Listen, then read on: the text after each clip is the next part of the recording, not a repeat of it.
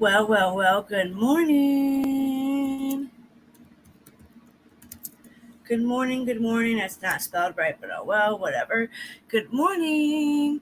I'm mad. Let's talk, y'all. Let's get right down to fucking business. I'm gonna use the F word. I don't like to use the F word. How am I gonna phrase this? I am to the point where I can't even speak this morning. I mean, one morning I would just like to wake up and not see nothing bad in this world. Can I just have one morning where nobody's lives are affected, nobody is hurting, nobody is grieving? I just want to take everybody's pain away. Like, I feel like I'm an empath and I can feel a lot of people's emotions. So, plus I'm a sensitive. Hi, 3 Dave. Great to see you. Good morning. Good morning. We have a live press conference. I think it's already started, but that's okay because, you know, we can watch it after. We got some shit going on. We got it, and it's ridiculous that these are officers,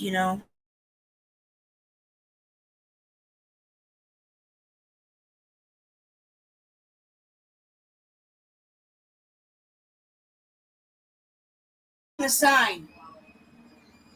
I'm making a sign.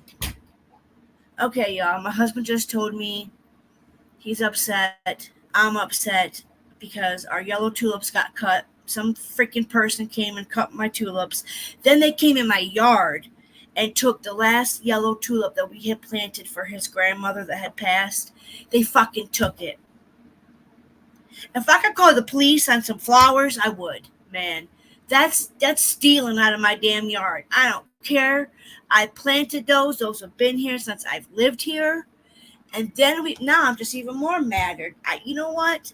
All right. Now I'm mad. That makes me so mad.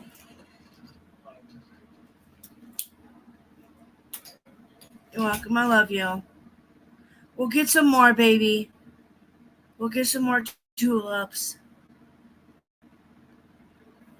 Hopefully the other flowers will grow for her. Hi, Lizzo. Good morning, guys. Good morning. Good morning.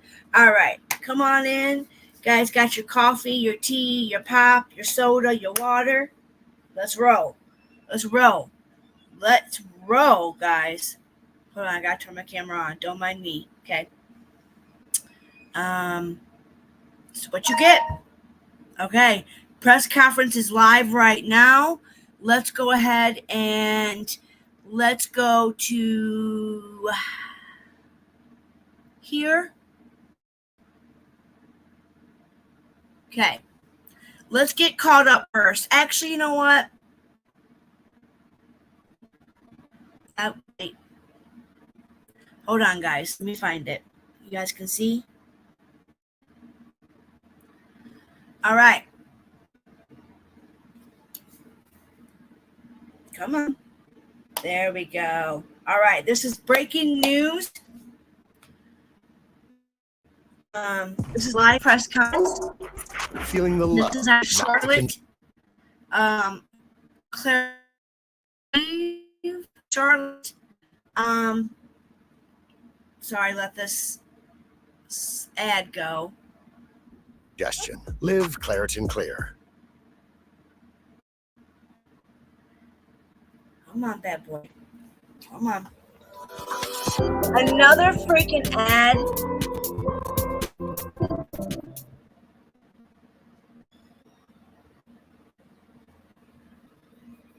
It might not play because this is a live press conference. Okay. Here we go. 4 injured CMPD officers. Oh, shit. We're not going to be able to hear it? A 6-year veteran of the Charlotte-Mecklenburg Police Department fought for his life for several hours before succumbing to his injuries yesterday evening. A law enforcement procession escorted Joshua to the medical examiner's office late last night. Oh my God, he died. The investigation into this incident remains active, and is being led by the CMPD homicide unit. All right, so let me just Many tell you guys what details- happened. We have they went to go do a search warrant or an indictment, and when they got to the house, the guy was started shooting. They have four officers killed, unalived, 4 hurt during the East Charlotte's standoff. This is what we're going to talk about. They were ambushed. So let me back this up so we can catch the live press conference from the beginning. And then we'll show you the other clips that I have. Hours. On Monday, April 29th, 2024, Can you guys hear? members of the United States Marshals Fugitive Task Force were attempting to serve an active felony warrant on a male in a home in the 5000 block of Galloway Drive. During the encounter, the male discharged a firearm, striking multiple officers. These officers requested immediate assistance. As additional officers responded to help, the gunfire continued. Really quick, y'all. This is the night. Hold on, let me do my disclaimer really quick. Shout out to News Nation for the press conference. I don't know why people are not talking about this, but so full disclaimer, copyright disclaimer under the section of 107 Copyright Act of 1976. Copyright Act of allowance is made for fair use for the purpose of such as criticism, comment, news, reporting, teaching, scholarship, research, and fair use is permitted by copyright status that otherwise might be infringing in nonprofit educational personal use tips. The balance is in favor of fair use. And more officers were struck. The male suspect exited the residence with a firearm and was shot by law enforcement officers in the front yard of the residence. In total, 8 law enforcement officers were struck by gunfire. Oh my God, 8? These officers were rushed to area hospitals. 3 of the 4 injured task force officers were pronounced deceased. On behalf of the entire Charlotte-Mecklenburg Police Department, our condolences go out to the Department of Adult Corrections. Oh my And the God. United States Marshal Service. We grieve with you, and our prayers are with you. One of the 4 injured CMPD officers, Officer Joshua Iyer, a 6-year veteran of the Charlotte-Mecklenburg Police Department, fought for his life for several hours before succumbing to his injuries yesterday evening. Stealing out of my The law yard. enforcement procession escorted Joshua to the medical examiner's office late last night. The investigation into this incident remains active and is being led by the CMPD homicide unit. Many details remain uncertain at this point. Our speakers this morning include Chief of Police, Charlotte-Mecklenburg Police Department, Johnny Jennings, Director of the United States Marshal Service, the Honorable Ronald Davis. Ooh, I hit 10,000 Governor views? of the great Oh my state of North Carolina, goodness.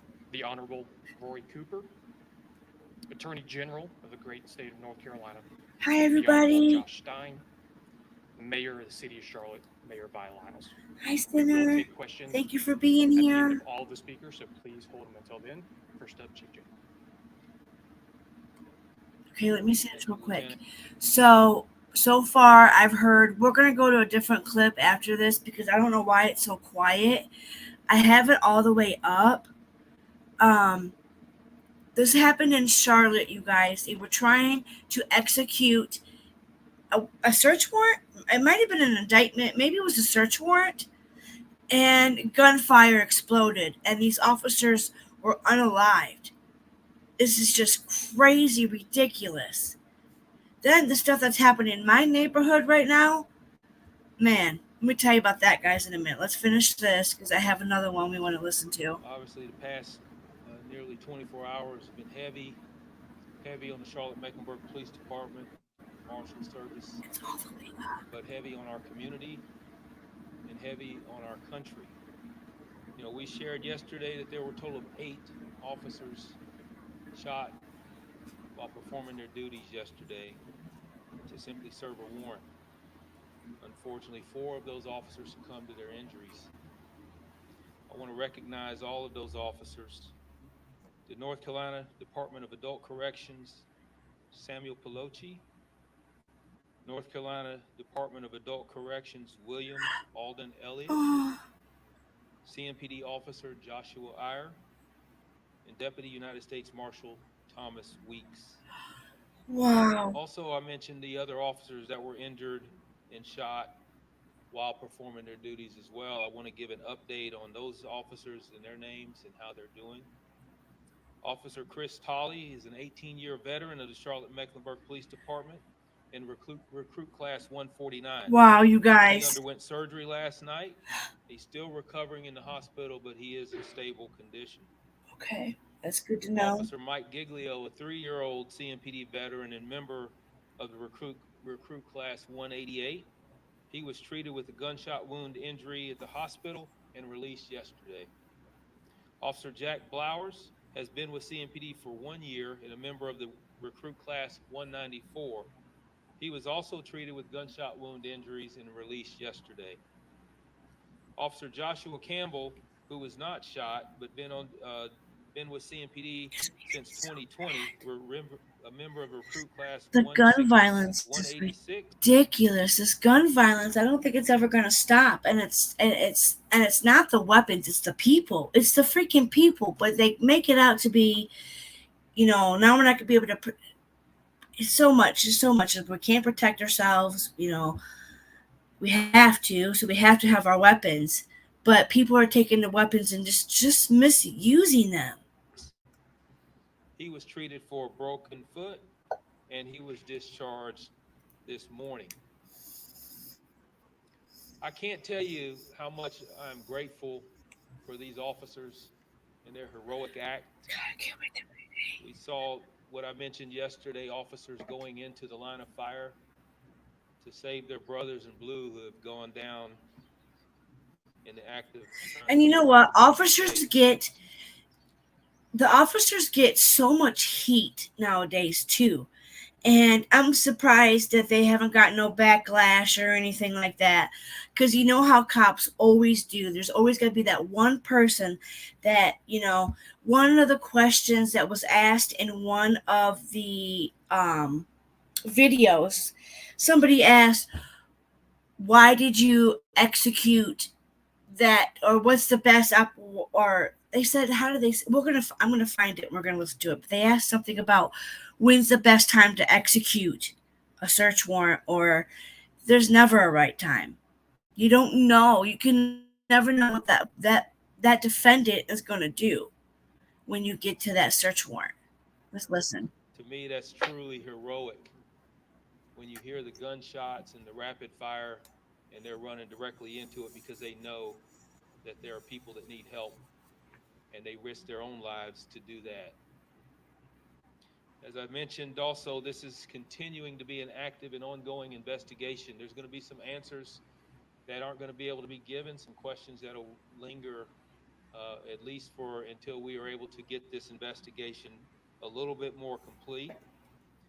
But I will tell you that we talk about the U.S. Marshals Fugitive Task Force. There are 16 agencies that are involved in that task force. CMPD is one of those agencies. We currently have a sergeant assigned to that task force who was on the scene as well. Our investigators have worked through the night. The house is still being processed. You have to understand the amount of evidence that's going to be collected.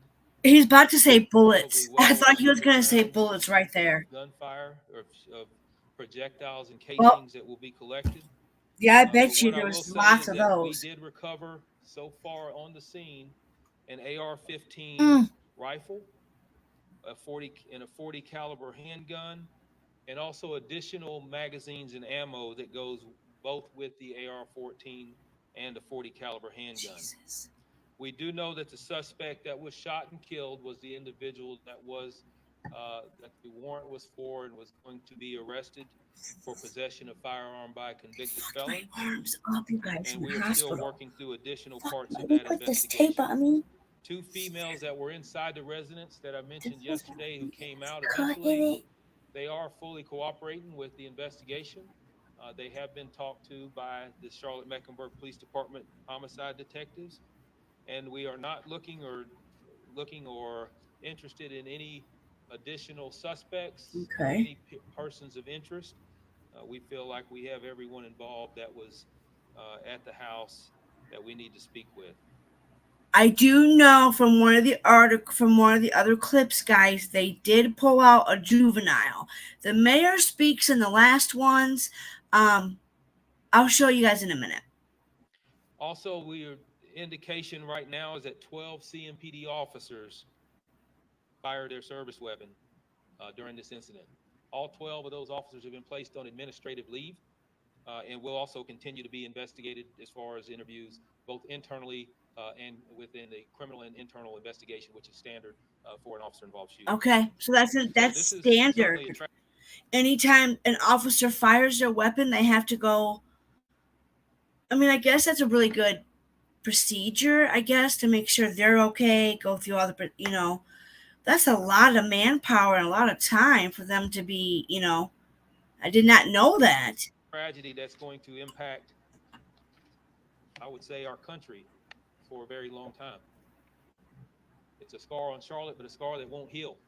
We're a resilient profession and a resilient city, and we will certainly get through this.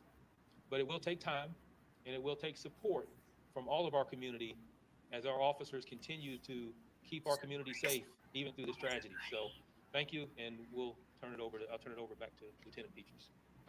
Okay, let me do a quick. Thank you, Chief. Real Our quick next to keep speaker it off is the Director of the United States. Hi, everybody. Hi, Spitfire. Hi, Shannon. Hi, Sinner. Hi, 3 Dave. Hi, Lizzo. Hi, everybody. Even the secret watchers. Hi. Buckle up. Marshal Service, that's Director Ron Davis. Good morning, and thank you, excuse me, for coming. I don't think words can describe the amount of pain that the Marshal Service and all of its members, the court family, law enforcement in general, this community, and communities around the country are feeling. Shout out to News Nation, by the way. The chief mentioned for the first time we were releasing the name of Deputy Weeks. Let me tell you something about this hero. Thomas Weeks is a Deputy United States Marshal. He was 48 years old. He is survived by his wife, Kelly, and has 4 children. He was transferred to this district, the Western District of North Carolina, in 2018. So he served 6 years here, although he's been with the agency for some 13 years. We did send out a release with more information along with the photo for you. And I want to make sure that people remember him and the other 3 officers that have perished in this incident. He was assigned to, as I mentioned, the Western District of North Carolina, but he was also assigned. Give me a second, babe. Hold on.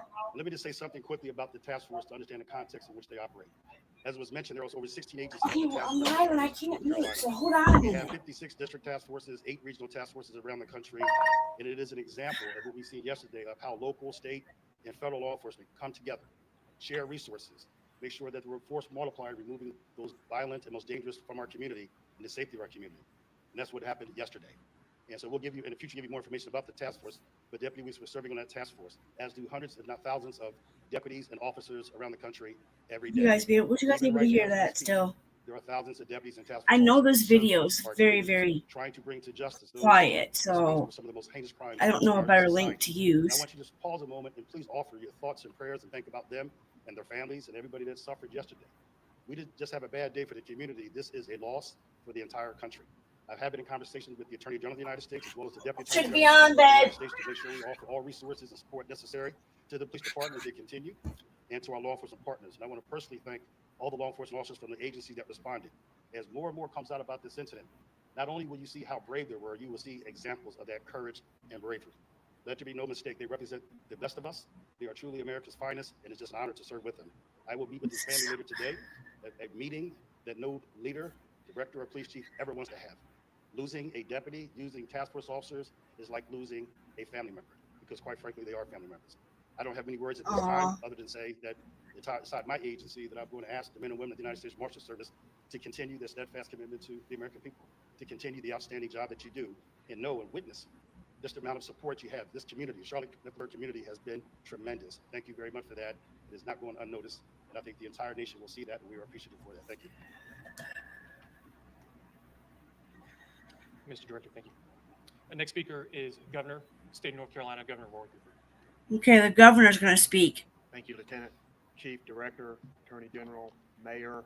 The mayor's there too, which is this one right here. I'm also joined here today with our That's the Secretary of the mayor. Department of Public Safety, Eddie Buffalo, and our Secretary of the Department of Adult Corrections. This happened last night. Yesterday, 8 families out in the line of duty. Oh my gosh. It was news they hoped would never come. Tragically, 4 of those families have made the ultimate sacrifice. Yesterday, North Carolina and this country lost 4 heroes 4. and saw 4 other heroes wounded. For these members of this U.S. Marshals Fugitive Task Force and the Charlotte-Mecklenburg Police on patrol who responded so quickly, Got a bump in my so head. bravely when help was needed. Dangerous assignments are part of the job, but they step up and do it anyway to protect our communities and protect our families. The investigation into this tragic, brutal, deadly attack will result in more answers that we don't know today.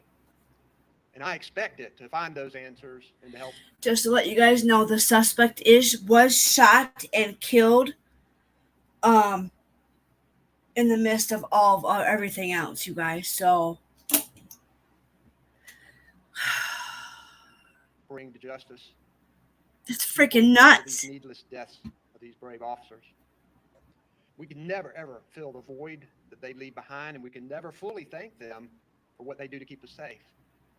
But today we can remember them and honor their lives, help their families, and support officers. Among those killed were 4 public servants. 2 of them were state I employees. wonder what their comments are saying on here. Members with the Department of Adult Correction, Sam Pelosi and Alden Elliott, U.S. Marshal Thomas Weeks, and Charlotte-Mecklenburg Police Officer Joshua Ayers. Those who died were dedicated to this work, and we're grateful for their bravery and courage. Yesterday, I met with some of the fellow officers and heard stories about these officers who lost their lives. They were good ones, people that you could trust, people you could count on, and people who would risk their lives.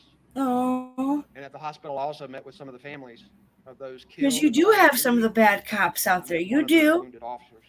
There's some bad What I ones told out them there. was that the people of North Carolina are grateful for their sacrifice. Together we prayed. Together we gave words of comfort. But I know that the emptiness left behind in these families. I want to cry so bad. I'm trying to keep it together, y'all. And I ask that North Carolinians pray for these families and their law enforcement colleagues who are left behind in this tragedy, and to support those law enforcement officers that they've left behind. And the crazy thing is, people are fighting with other people instead of talking about breaking news and shit. I know there's a lot of people out here that are from Charlotte, Carolina, or California. Charlotte, I don't know, is it Charlotte, Carolina? I don't know, I'm confused. Charlotte, California? Or is there a Charlotte, Carolina? I don't freaking know. All I know is when I got up, I see nobody talking about this. And this was breaking news. Press conference was at 11 o'clock. And this happened yesterday. I was on YouTube yesterday and I did not hear none of this. I found all of this morning in my spot. Our state will be with you for the next few days, weeks, months, and years ahead. I've received calls from all over the country, from President Biden, from federal and state cabinet secretaries, other governors across the country. They've offered any assistance that we might need. And our state will continue to offer resources and support as needed in the days and weeks ahead. And as we seek to heal and make sense of all of this devastation, as we seek justice, as we work to make our communities safer, I want to offer my deepest thanks to law enforcement at every level who continue to wake up every morning I ready think, to serve despite the dangers here. that come with it. Our families are thankful, our communities are thankful, our state is thankful. May God And bless this you, one, your the souls, parent's and going to come down and apologize to bless the North Carolina, officers. Or maybe it's United this States of one. America. Thank you, Mr. Governor. Next speaker is the Attorney General for the State of North Carolina, the Honorable Joshua Stein. Thank you, Lieutenant. Good morning, everyone. Chief Jennings, thank you for convening us to honor these fallen officers. Governor Cooper, thank you for your moving words. U.S. Marshal Director Davis, Mayor Lyles, Thank you all for your leadership in this You exceptional know, my dad time. was in the Navy, and I Today know is a day of heartbreak in North Carolina. these people, all these 4 peace they officers risk were their killed in the line of lives duty every yesterday day. and 4 more wounded. CMPD officer Joshua Iyer, Deputy Marshal Thomas Weeks, and 2 task And my force dad officers got an from the Department honorable of Adult discharge Corrections, as well. Officer Sam Pelosi and Alden Elliott. Although our words are insufficient, we offer our most sincere gratitude for their selfless service, and we mourn their ultimate sacrifice. As we honor these And I have officers, local, grandpas that state, did and World federal, War One, we also honor their World War families Two. who've now been forced to pay a heavy toll as I well. don't think I ever got to meet them, but We ask our peace officers to do something that is awe-inspiring, to run into the face of danger that every human urge is telling them to to flee. flee. But they do it to keep us safe. They engage the public, they patrol, they investigate, and they make arrests so that our kids can learn safely at school, play safely in the neighborhood, and sleep safely in their homes. But to serve and protect can come with fatal consequences, as we were tragically reminded yesterday here in Charlotte. The people of Charlotte have suffered an immeasurable loss. But I know Charlotte and all of North Carolina is Hey, full of the Carolina. kind of So I people was who right. will rally and take care of I was each other. right. So even though this city is mourning and in pain today, I'm certain that this community will not only come together to support each other, but to surround the families and friends and colleagues So I of just these put up you officers guys' with the love that comments they need and deserve. The again. people of Charlotte are strong and will rise to the occasion. North Carolina. Thank you, all. Senator. May God bless each of you. Embrace the families of the 4 murdered officers and heal the 4 who were injured. Thank you. Thank you, Mr. Attorney General. Our next speaker and final speaker is our very own Mayor Vi Lyles. Mayor, Here's the mayor. Oh, different mayor. What? She looks totally different. Oh, maybe not.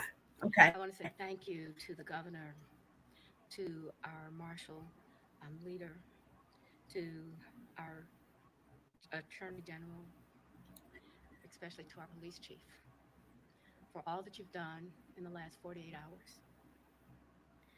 I want to thank each of you for coming out here today. I think you'll hear words that are important for us to heal. We're grateful that you have a presence here. I hope that everyone has an opportunity to tell a story that will connect us together again. I think I'll play you this one For next. men and women in law enforcement, we acknowledge your bravery, your commitment, your willingness to stand where others will not. To our healthcare providers, you did all that was possible, and we're grateful for that, that you're able to keep watch over those that are still in your care, and for those that had to take that journey home. We're really grateful. If you had to stand in Atrium and Novat and see the kinds of things that these doctors were reaching out to do, you would be grateful as a community. I am grateful as your mayor. I want you to know that as we escorted Officer Everly out, that the healthcare individual stood beside the wall. There were as many tears as you could imagine from the healthcare providers as it was for our officers, for the people that really understand and know this. I think that the healthcare providers were exceptional in their commitment to all of us. To the 4 families who gave that ultimate sacrifice, I want you to know we see you. We support you, not just today, but in the many days that are coming. Officer Eiler, his wife Ashley, his darling son Andrew. Today we say our prayers as we get through this difficult time, but we as a community have to remember that at some point we have to give this back to those families, and I hope that we will all support. I want you to know that the President Biden did contact me last night to be sure that he wanted us to know that he cares about the people in this community, especially Well, those Biden that reached are no longer out. with us. I want to thank the mayors across this country for the texts. I've seen flowers laid at the police department's front door.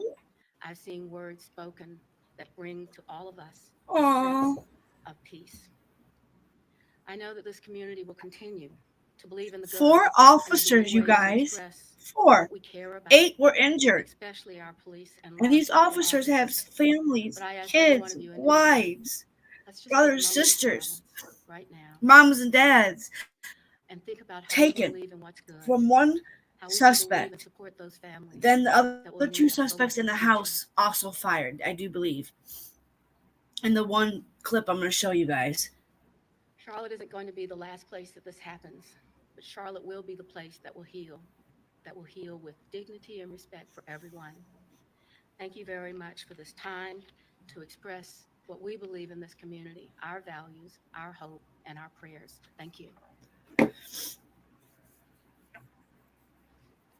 Thank you, Mayor. That does conclude all of the prepared remarks. Our speakers, all of them are available for questions. If you have, I do ask that you identify who your question is for as you.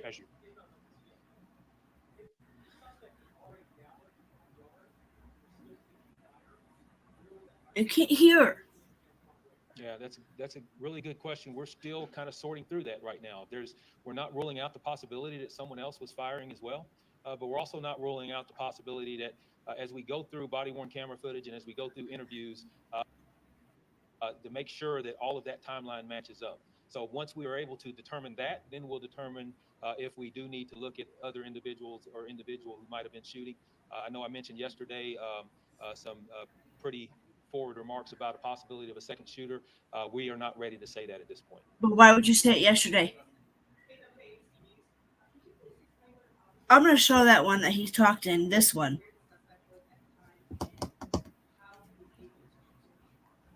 Well, yeah, first of all, the officers were actually approaching the residence when they took on gunfire. The suspect at the time had an upper advantage to the officers, so he was shooting from upstairs down at the officers, both front and back, which also could be an indication that we thought maybe there were multiple shooters at the time too, because gunshots were coming from multiple locations within the house. So that's part of the investigation we have to sort through, and we will certainly come to a conclusion on that at some point.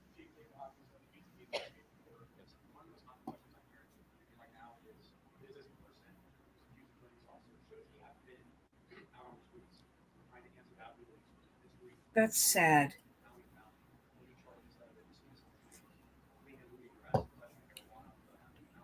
You can't hear the questions. Sucks.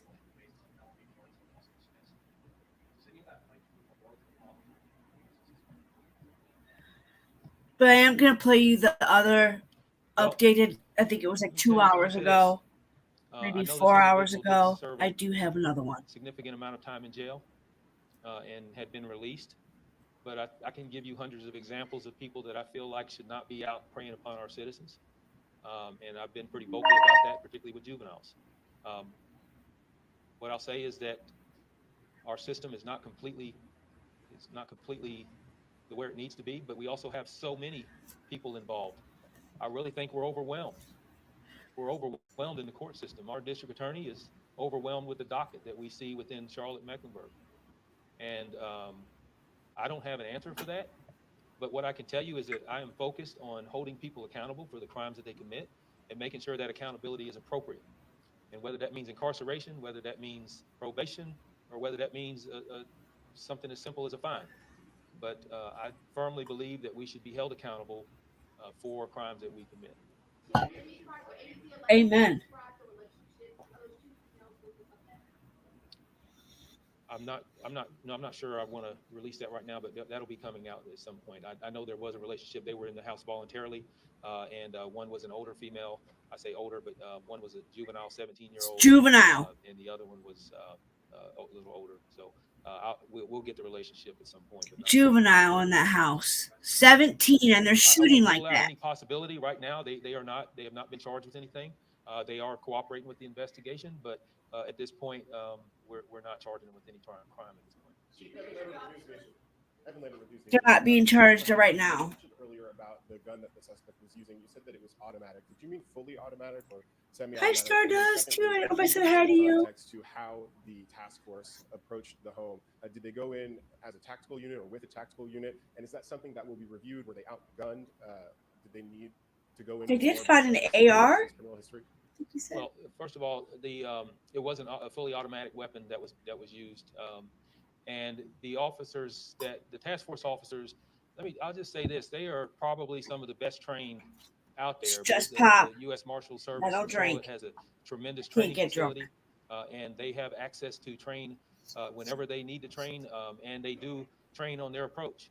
So they are tactical in their approach. So I don't know specifically how they approach that residence. I do know that they were going in from the front, and that's about all I can tell you. Is that's when the gunshots rang out and started. So, if you want to, yes. I'm sorry, before the next question, to also add to that, we provide significant training to all of our task force deputies and task force officers. And in fact, we have refined that training and developed it in 2011 based on another tragic year in which 10 deputy U.S. Marshals and task force officers were killed. So every task force officer, every deputy United States Marshal gets what we call high-risk fugitive apprehension training. But like any agency, will always take a look, and we will review this incident to see what there's lessons learned, what can be done. We are always striving to find ways to reduce deadly encounters and save lives. So we will definitely take a look.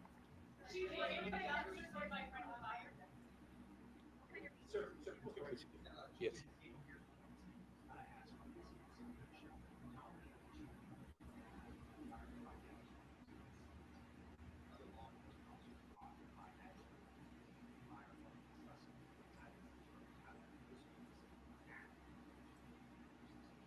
Yeah, safety of the other surrounding areas and residents, particularly if you're dealing, say, with an apartment complex. That's one of the first and foremost things that we want to ensure is that everyone is safe, that all innocent parties are safe. So we do have evacuation plans that we can get people out.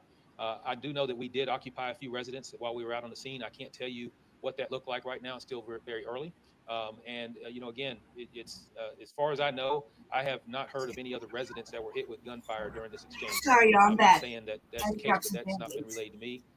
And to answer your question on the friendly fire, there's no indication right now that there was any friendly. No one was accompanying. Right. Yes.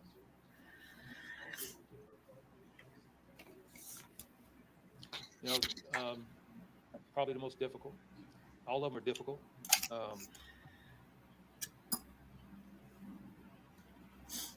It's just crazy. The last few days of. Oh, he's gonna get choked up, and he's gonna make me cry again. It's just been very tough, and knowing that you have families that are hurting right now. We'll get through it, y'all. Oh, God, he's bawling. I don't know how I'm gonna start bawling.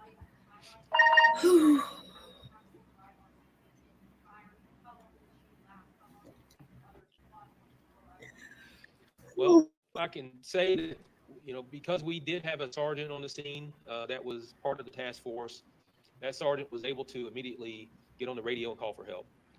Our division officers quickly responded. As soon as they responded, they were met with gunfire.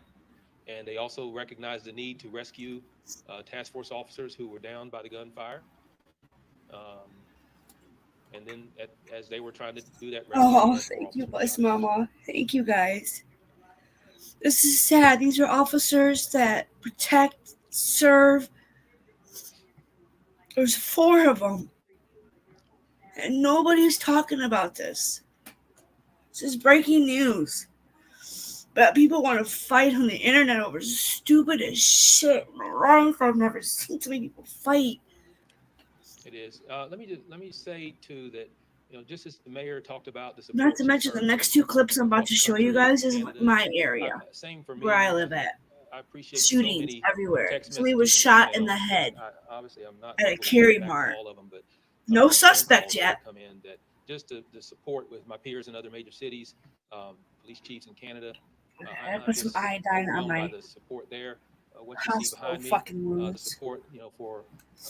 I told them not to use certain Band-Aids. What do they do? Me and our department and our city, and that just means so much, and that's what keeps us going. And that's what it's all about. That's what Charlotte is all about, and that's who we are. I'm sorry, I speak for the Marshal Service as well. Unfortunately, we've been through some of these critical incidents before, some of these tragedies. So the United States Marshal Service has a critical incident response team we call CERT. They have been deployed because you're right. It is while we're worrying about others, while we are trying to take care of the kids. Oh, don't start now. You were doing so good. The community's trying to take care of us. Sometimes we don't take care of. Now you're going to play games with me? Not today. Not today. I'd rather show you guys the other one. Ourselves. And so the wellness of all of our staffs is very critical. And so we must now invest. The healing is going to be long. It's going to be tough. But I think if we stay together. It's like got like a blister on it from that Band-Aid.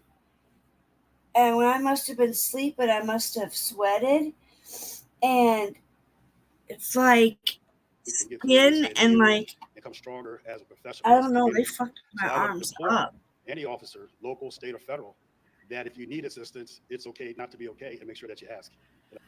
All right, let me. I would think we should just keep repeating that. Repeating that is always the goal of any leader of the agency, never to have this discussion, but to prepare for it. And equally important is to prepare that our people can have a safe, healthy career, and so that they can retire in good shape, both emotionally and physically. So thank you for that question. Sometimes it goes unnoticed. All right, let's go to. But I appreciate that it did not, and we are totally committed to making sure we take care of our people.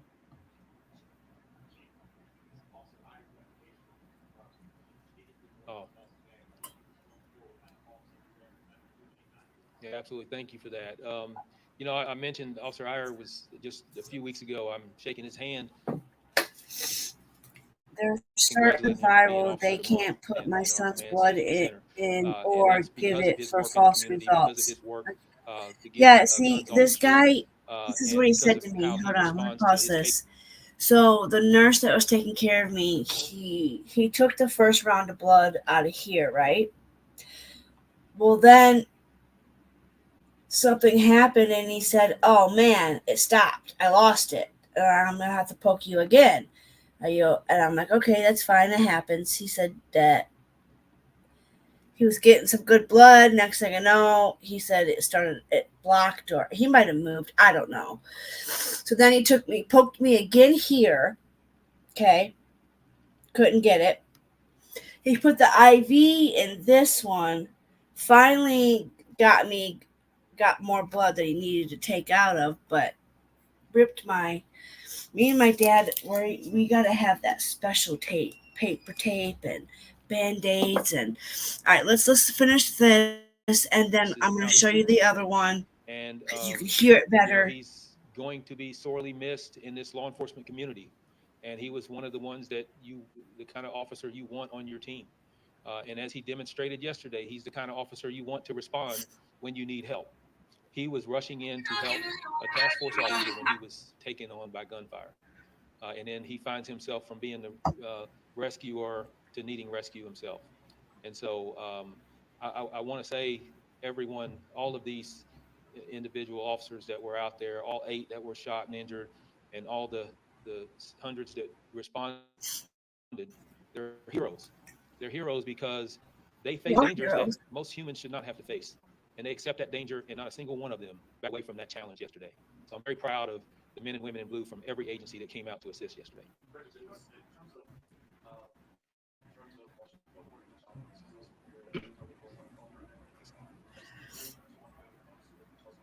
So I had the opportunity to talk to deputies that know him, and I look forward to talking to the family later today. And this morning, the Court family, the Western District of North Carolina, actually shut down operations today, and they came together to honor Deputy Weeks. So the entire Court family, and as was described by one of the judges, it was Judge Conrad, that no matter what task he gave him, he always had a smile. And everyone talked about he's the person that you could count on, would volunteer, would be there through thick and thin, was reliable and dependent. So, you know, is this a deputy's deputy? And so he's going to be sorely missed, not only by the district, but by the agency, and obviously for law enforcement. A tremendous loss. That's sad. The whole court system closed to be an honor. Even the judges. That's so great to hear. Yeah, and that what you're talking about on that pause is very difficult to kind of sort through right now as we go through the body-worn camera footage and all that to see when the suppression of gunfire was taking place. Was it after the individual was down? It's very difficult to tell because on the body-worn camera footage that I've seen at this point, we are trying to locate exactly when that individual was down and where he was when he was down. He could have possibly been firing additional rounds on the ground. We just don't know right now, but we're going to get through all of that and make a determination on whether there's another individual that we need to be concerned with that was shooting during that incident. Because there was the woman in there, there was an AR-15, and then there was a juvenile. and then there was a 40 caliber handgun that was there as well, and also additional magazines for both of them, additional ammunition for both weapons that were there. So, yes. Thank you. I don't know how this thing's dying on me. I changed it correctly. The traditional body armor for police officers does not withstand a rifle round. So the AR-15 is able to suppress rapid gunfire and holds the magazines of obviously holds a great deal of ammunition. And this individual is able to unload several rounds towards our officers within a matter of seconds. And being on high ground also gives the advantage, even though officers He was upstairs shooting out of a window. Disadvantage because the suspect was up at a higher level, and they were trying to return fire at an elevated from a lower position to an elevated position.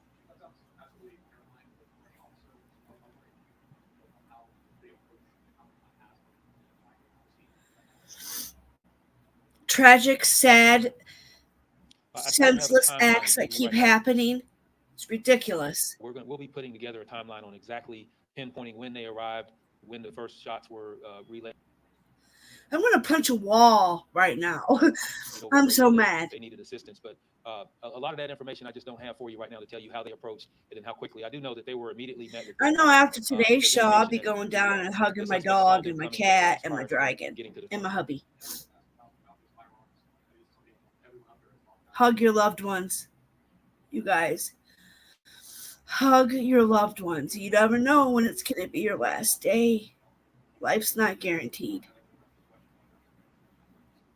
Yeah, I'd be willing to turn it over, but I will say that we are looking at the how he acquired the gun. We will be, or all of the guns. We are making progress on that, and we'll be able to determine that based on the purchase of the firearms. Who purchased these firearms? Was he? How did he have his firearms if he's a felon? And how he acquired them from that individual. So we do have some very good resources out there that we are moving quickly to try to figure out where that gun was purchased and who purchased it. All right, let's go to the other one because we're going to be able to hear more. So this is actually when it happened. Can you believe the migrants are getting free flights, hotel rooms, and even straight up money? But guess what? Just for kicks, I tried to. So this one was 12 hours ago. Today's an absolute tragic day for the city of Charlotte and for the profession of law enforcement. Chaos. Nothing but police jumping out of their cars with the guns rolling. Oh my God. It's a man of two going on, and we know what happened. There was about 50 cop cars, and it happened in under 2 minutes. This was a brutal attack on these officers who were merely trying to serve a warrant. We're just trying to. And we come on the air tonight with breaking news as yet another law enforcement officer has died following this afternoon's shootout in East Charlotte. These are so you guys can get a picture of these guys.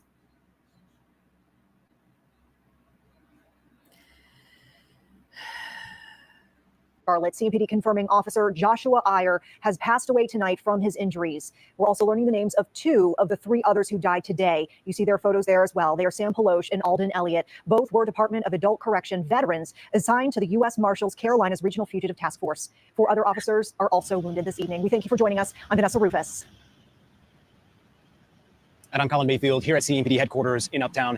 It has been an extremely long day, not only for the city of Charlotte, but a very trying and difficult day for CMPD and all the other law enforcement agencies that serve and protect here in Charlotte. It was just a U.S. Marshals Task Force team trying to serve a warrant at a home in East Charlotte when they were shot upon. We have team coverage tonight of this deadly shootout. Trying to serve a gosh damn warrant. Man. Gosh, I just cannot. Entire ordeal. We're going to go to WCNC's Charlotte Teresa Woodard in just a second, who's not far from us at a courthouse where there's already a makeshift memorial. But first, we're going to start with WCNC Charlotte's Julia Kaufman to bring us all the latest breaking details that we learned, especially from that press conference in the 9 o'clock hour. Julia? Colin, I am at Atrium Health, Carolinas Medical Center, which confirms it's treating law enforcement officers who were shot today. It's also offering emotional support for their family and colleagues as today's shooting causes unimaginable grief and trauma. The Charlotte community is mourning the loss of 4 law enforcement officials as the nation watched Monday's events in horror. And the most that I can ask of our community is that we honor and respect them for all the work that they've done, all the work that we will do to make it possible for our city to be safer. Monday afternoon, gunshots rattled this East Charlotte neighborhood after the U.S. Marshals Fugitive Task Force attempted to serve a state arrest warrant for possession of a firearm by a felon. Police say when officers approached a house on Galway Drive, a suspect started shooting at them. Officers returned fire and the suspect died. As they approached him, police say someone from inside the house started shooting at them. The individual that was set up that we were serving the warrant on was the individual who fired the initial shots and was deceased in the front yard at the end of all of this. The standoff forced neighbors to shelter in place and 4 schools to go into modified lockdown. my When police cleared the God. scene, they say they found 2 people inside the house. I didn't know they had to go. Oh my God, they had to put all those schools, 4 schools. They didn't say that in the press conference, did they? A 17-year-old and a woman who are, quote, persons of interest. We're trying to determine now what exactly occurred inside of the residence. Roads around Novant Health and Atrium Health were shut down to make way for emergency vehicles coming from the scene. CMPD says a total of 8 law enforcement officials were shot. The U.S. Marshals Service confirms one of their marshals was killed, along with 2 other task force members who were parole officers. CMPD officer Joshua Iyer, who was critically injured, died at the hospital hours later. We'll always be indebted to Officer Iyer for his bravery and his sacrifice for this profession. As Vanessa mentioned, we now know the names of 2 more victims tonight, Samuel Peloche and William Elliott with the Corrections Department. Our hearts go out to the victims' families and the officers who are recovering Wow, tonight. you guys. Live at Atrium Health, Hey, Julia Kaufman, everybody. WCNC Charlotte. Yeah, Julie, you said it best. Rattled. I think that's what the entire city is feeling tonight. We do want to get back to that memorial that is growing at the courthouse. Tradisha Woodard has that. Tradisha, it just brings to mind and to memory what Mayor Vi Lyles said earlier today, that she wanted the community to come out and honor and support. And we're seeing that already, Tradisha. His reaction when I saw it. Uh-oh. That's right, Colin. Flowers and plants have been placed here outside of the courthouse in honor of the lives lost. Take a look, give you a better perspective of what we're talking about. We saw one earlier. You can see just a few more plants have been placed since then. Now, I spoke with folks who live in the neighborhood where the incident happened, and they say there's only one word to describe what happened today, and that's chaos. I heard 3 shots and I was like, all right, somebody's shooting. 30 seconds later, I heard like 7 shots. And I was like, dang, maybe they got a new gun. 30 seconds later, I heard like 10 shots. They busted. Bullets screeching through the air. I have no idea how many gunshots I heard. There was a lot, and it seemed to only make the cops run faster at the scene. The active gunfire from a suspect inside an East Charlotte home and law enforcement officers later led to a lockdown near Galway Drive. The lockdown causing massive traffic delays and many people waiting for hours to get inside their homes. It's hot. You can't get in the house. You can't get in or out. This street was blocked off. They had all of this blocked off. We had to walk down here. My car's all the way up there. Some neighbors told me hearing gunshots in this neighborhood is not uncommon, but seeing a heavy police scene like this is very unusual. It was the largest police presence, as you can see, I've ever seen in my entire life. This is scary. I could hear the gunshots happening. As neighbors express their concerns for crime, they say they're also sending prayers for those who lost their lives in this gunfight, a fight where 4 law enforcement officials were killed, killing part of a community and a country, too. And emotions continuing to run high tonight, not only from residents who live in that neighborhood, but also from residents all across this community, city leaders, county leaders. It's a tragedy. Reporting for WCNC, I'm Tradisha Woodard. Yeah, Tradisha, a day that many of us hope to never see again, and a day that many of us have never seen, as the chief said earlier today. So we had crews spread out over the entire city today, trying to get the information to you. And we had crews, obviously, in our newsroom doing the same thing to bring you the correct information, and then we verified it for you on air as well. So now that things have settled overnight now, we want to give you a complete timeline of everything that happened earlier today. At 1:30 p.m., members of the U.S. Marshals Task Force were serving warrants at a home. That's when the shootout started. 15 minutes later, CMPD issued a severe alert, warning people to stay away from the area. At 2:08 p.m., we learned multiple victims were taken to area hospitals. It took until 3:12 p.m. for Charlotte-Mecklenburg schools to confirm to WCNC Charlotte that 4 nearby schools were on lockdown. 4 of these schools had to go on lockdown. Can you imagine these kids being terrified of not knowing what the heck is going on? And there's 4 schools. Lockdown was lifted finally at 3:41. CMPD sent out an update at 4:56 that officers had cleared that residence, and at the same time, CMPD confirming the death of a suspect. Then at 5:53 p.m., CMPD confirms in a press conference that 3 task force officers were killed. At 9 p.m. in a news conference, Police Chief Johnny Jennings confirms that a 4th life was taken today, Officer Joshua Iyer. So there are certainly more questions than answers tonight, Vanessa, and I think many people, their prayers are just with those families, those 8 officers, the 4 obviously that were taken from us today. It's hard to put into words what today not only meant and felt like, but there's a lot of work to do on the back end for the investigation as well. Indeed. Yeah, such a sobering day for so many folks, this entire community in mourning. And you're right, Colin, we are hearing from so many people who are giving their sentiments. We are just now hearing from President Joe Biden, who has issued this statement saying this. Earlier today, 4 brave law enforcement officers, including a deputy U.S. Marshal, were killed in the line of duty. They are heroes who made the ultimate sacrifice, rushing into harm's way to protect us. We mourn for them and for their loved ones. He also... That right there is it's a beautiful statement. But I just cannot believe we have to go through this. I'm glad that Biden, the president, reached out. I think he does for all big things like this, but they've never had this ever. That guy said he's been in law enforcement for 32 years and he's never seen something like this. Also added this, quote, "We must do more to protect our law enforcement officers. That means funding them so they have the resources they need to do their jobs and keep us safe. And it means taking additional action to cut the scourge of gun violence." Tonight, the reaction continues to pour in from other officials, all levels of government. Governor Roy Cooper actually came from Raleigh to Charlotte tonight to be briefed on the devastating news. Here's what he had to say. Beautiful. It reminds us of the fact that these officers every day when they go out, whether they walk up to a car, whether they serve a warrant, violence can happen to them. And this was a brutal attack on these officers who were merely trying to serve a warrant. There really aren't words that you can say, because obviously the families of these officers who've lost their lives this afternoon are in shock and despair. And so just as we're seeing so many people weighing in on social media, the governor said that he's hearing from other governors and people all over the world who say they are praying for our community. In the meantime, we are seeing some thoughtful sentiments come in from other officials, like, for example, Senator Phil Berger, who tweeted this earlier, or put it out on X rather. "The news out of Charlotte is tragic. Law enforcement officers are some of the bravest people in our country, praying for all officers involved and their families." We're also hearing from North Carolina Speaker of the House Tim Moore, who posted this on X tonight. "Today's tragic shooting in East Charlotte that involved Charlotte-Mecklenburg police officers and U.S. Marshals is utterly devastating. I hope you will join me in prayer for our law enforcement and their families right now." And so many people are weighing in, but also saying that they want to help tonight. Speaking of which, here, nonprofit Back the Blue North Carolina has started a GoFundMe to assist those affected, and it is raising money quickly. So far, in fact, it's raised almost $10,000, as you can see. We do have a link to the GoFundMe inside our WCNC Charlotte. I wonder if they posted a link in here for the GoFundMe. I'm not seeing nothing posted for the GoFundMe, but there it is. If you guys want to, I won't be able to help till the 3rd, but I would love to at least donate $5, at least something for those families. Instead of, it's sad. Mobile app. New development overnight following a dark day in Charlotte as an armed suspect opened fire on law enforcement officers. 4 officers died. 4 others remain in the hospital this morning.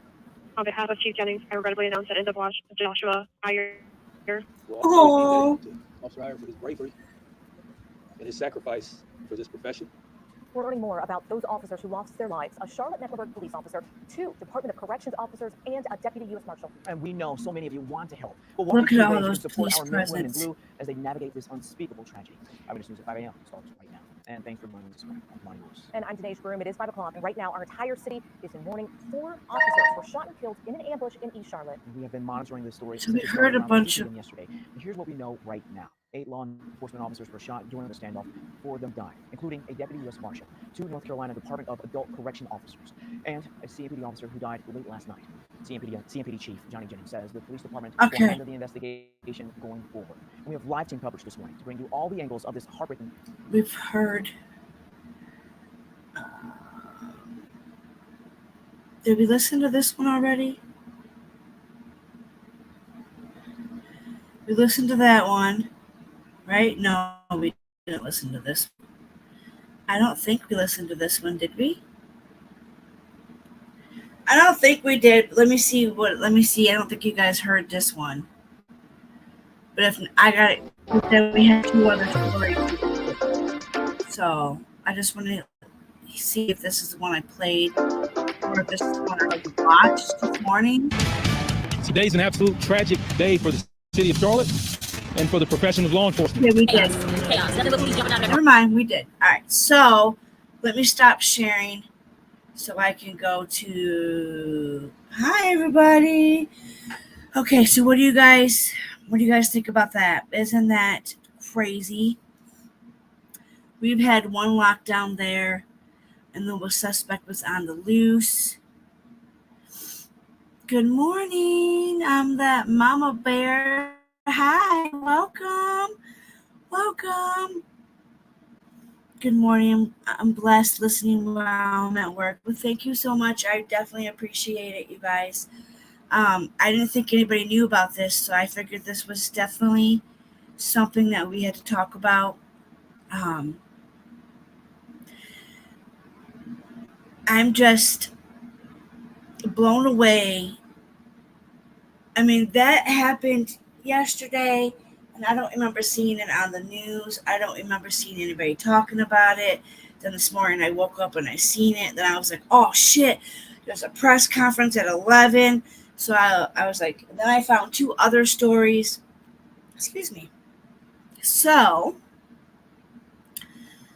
I just think that was just crazy. My heart breaks for those officers. There's 4 of them that risk their lives every day to protect us. I mean, and I know we don't live there, but they're protecting their community. And then the schools, finding out that 4 schools had to be on lockdown. And I can't imagine those babies, those kids. You know, when I went to school, I don't think I ever had to really worry about that kind of stuff. I don't even remember going through drills like that. Maybe once when I got into like high school for active shooters and stuff like that, but never in my life. You know, never in my life have I ever remember going through something like that. So the next article, shall we? Let's go to this one. Now, this is on the north side. It might be the west side. This could be the west. This might be the north. Nope, it's the north. Okay, so I'm on the east. This is the north. Okay, so this is not too far. And the victim is expected to survive. How? I don't know. So the person is shot in here after a fight in North Toledo State, no in custody. He was shot in H. Expected to survive. That is a miracle. This is like that I know that I've dropped off my family in this area. This is somewhere not too far away from my fiance's brother. So play the video, see what they got to say. But no suspects custody. And this is breaking news. This was April 30th. Published April 30th, 2024, updated at 9:29 a.m. We'll wait for the video to play here. A Toledo person who was shot in the head after a fight in North Toledo overnight Tuesday has been hospitalized and is expected to survive. Police told WTOL. Toledo police also say the suspect who shot overnight, one person shot in the head after a fight in a North Toledo store. This happened. Oh, you shit fudge sickle. Come on. Don't do this to me. And they have cameras. There's clear as day a fracking camera right there. That's not a light. That's a camera. Bush so they should be able to get camera on the corner footage. of Bush and Erie Streets right around midnight. Police tell Bush us 2 and Erie people. Street, down by the Erie Market, where I used to shop at. Oh my God. Started fighting in the store. Then someone pulled out a gun and started shooting, hitting the other person in the head. The fuck? The fuck is going on, people? That victim, though, taken to the hospital, is expected to be okay. The shooter took off before police got there. Of course they did. And is still on the run this morning. And there's no, according to the fight between the 2 people at the store near the scene and then led to a person pulling out a gun.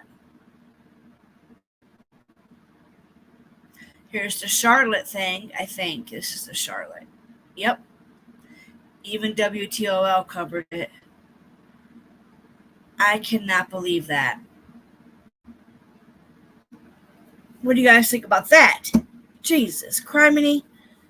Me either, Truth Seeker. My daughter was telling me about the drills one day and told me that in lockdown they grab their book bags and they go somewhere in the room and the teachers hand out I can't even pronounce that word. Encyclopedias to each. Wow.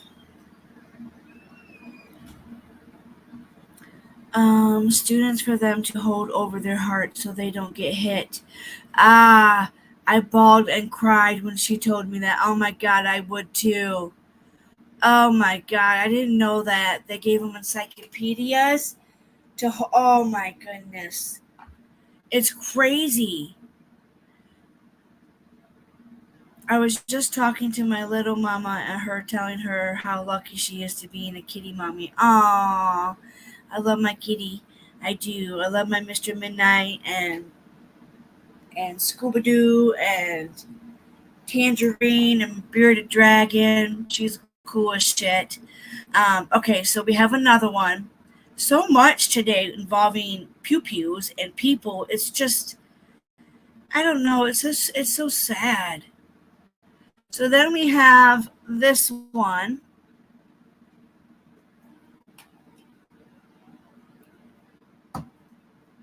Now,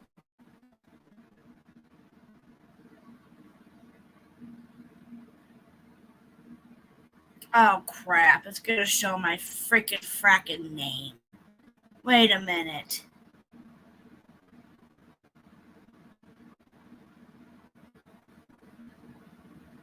Hold on. Why is it... Okay, so this was 8 hours ago out of Dayton. A teen accused of... Where is that? Hold on, where the hell did that come from?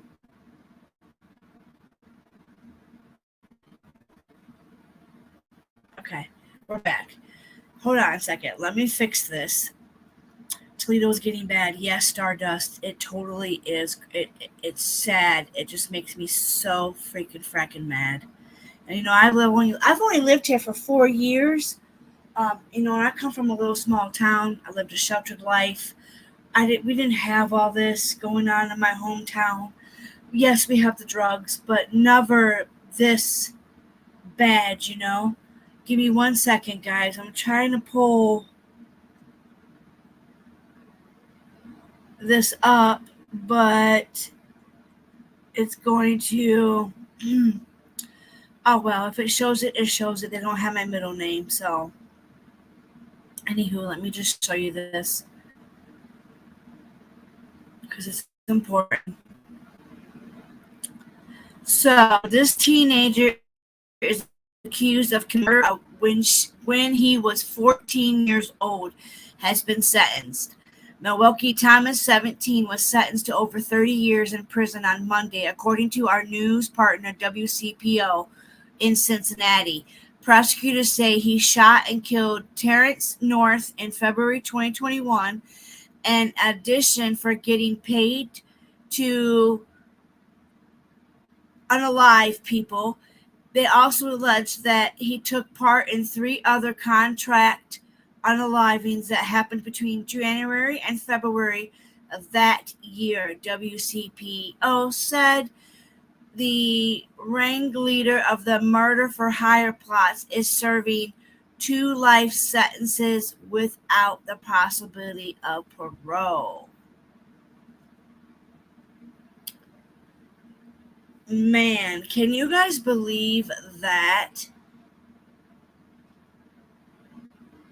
He was 17 years old. I haven't been to the Erie market in years. Oh my God, Stardust. I used to go. Yes, babe. Hold on. Look at my leg.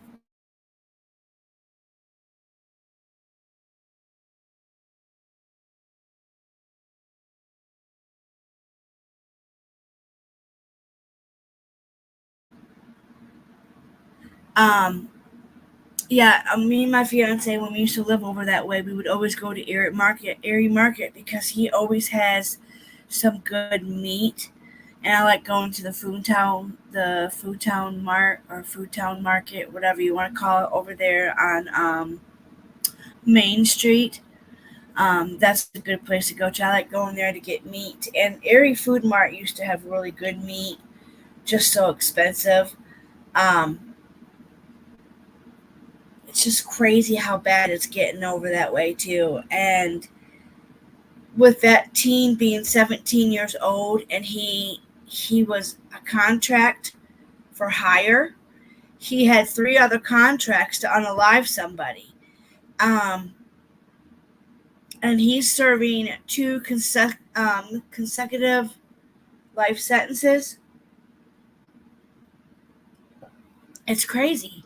I'm shocked at all the shit that's happening in this world, you know?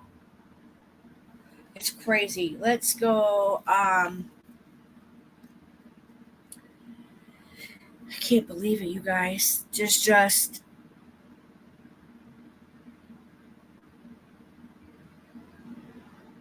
oh God. See, this is what I'm saying. Everybody that wants to hate on everybody, like, come on. You could be doing news, you could be doing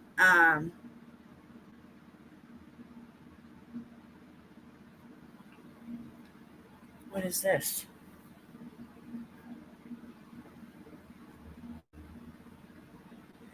Oh, this is that press conference that was an hour ago. Let me just double check to make sure there's nothing else breaking news that we need to go over. Okay, I do want to ask. I gotta ask. What do we know anything about Sebastian, you guys? Do we know anything else? Does anybody believe that picture is legit? Is it real? And why did the person take 8 days to release that photo? But I hear a lot of people talking about it. There's so much rumors and so much speculation.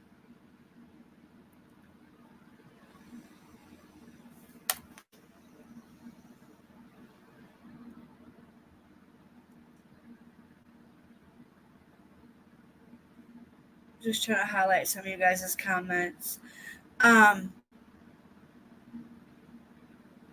17, blessed mama. And he was hired for he was a hitman. He was a hitman at 17 years old. Where's the freaking parents? A 17-year-old is still a child. He is not an adult. Well, he got tried as an adult, I'm sure, because he's serving a teenager accused. Oh, I'm sorry. It says a teenager accused of committing murders when he was 14. So he started when he was 14, blessed mama.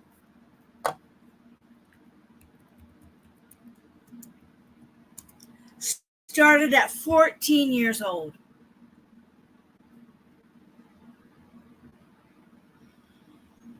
And he was hired to do 3 more.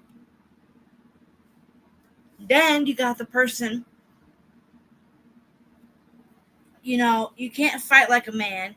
If you can't fight with your hands and you got to bring out an object, you're a wuss. If you got to bust out a weapon when you can't fight square on square, head on head, you know. No, they actually bust out a weapon. I can't get over that person was 17 years old and started at the age of 14. You know, I'm just...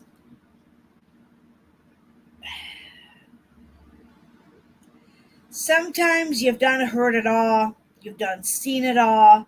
You know. Oh, and I've actually been putting the wrong links in for YouTube. So let me show you guys this. Hold on. I've actually been putting in the wrong links, y'all. So, where's it at? This is my email. Okay. I put it in the description as well. So this is my email if you guys have any cases you want me to look at. Also,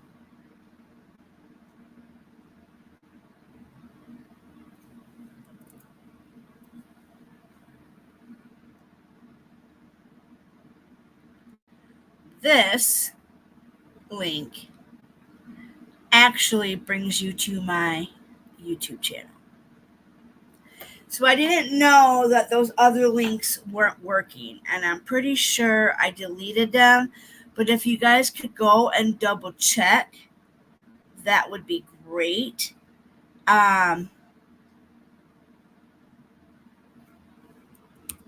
Delete that one.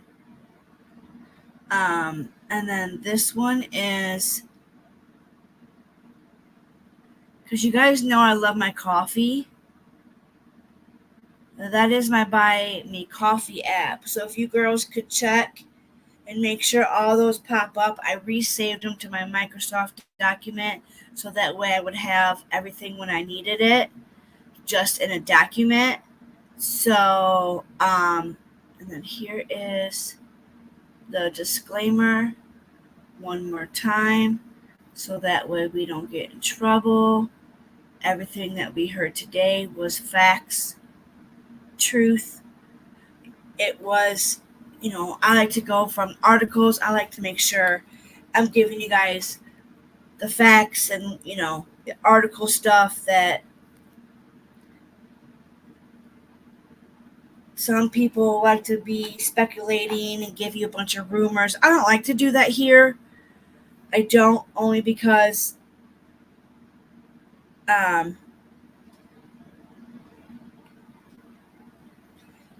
you don't always want to speculate, especially when it comes to kid cases. I don't like to speculate on kid cases. Oh, I got another one for you. Hold on. So this one is, Sebastian, back to Sebastian.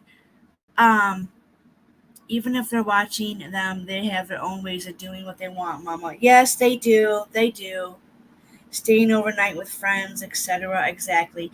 Now, see, when I was growing up, me and my brother, we didn't do that type of stuff. We didn't go and stay at people's houses, and, we didn't like doing that. It was a comfort thing for us. We were homebodies. We were homebodies that wanted to be home with our pets and our mommy. Okay? My brother was the same way. I tried to stay at a friend's house once, and her little brother was waving out a GUN, and it was loaded, and he was waving in front of us, and it scared the shit out of me. So I walked over to my sister's that night. I was scared. I was like 13, and I walked over to the ghetto apartments and knocked on my stepsister's door and asked if I could stay the night because I was scared because Veronica's brother was playing with a pew-pew, and I don't even know how he had the pew-pew, and he was just waving it around. And I've always lived a sheltered life. Me and my brother, we didn't go places like that. We didn't stay at people's houses like that. We didn't do that. We didn't. We were... In my hometown, Port Clinton is very, very small. It's Lake Erie. There's a lot of fishing, drinking. It's an alcohol town. So people go up there to party.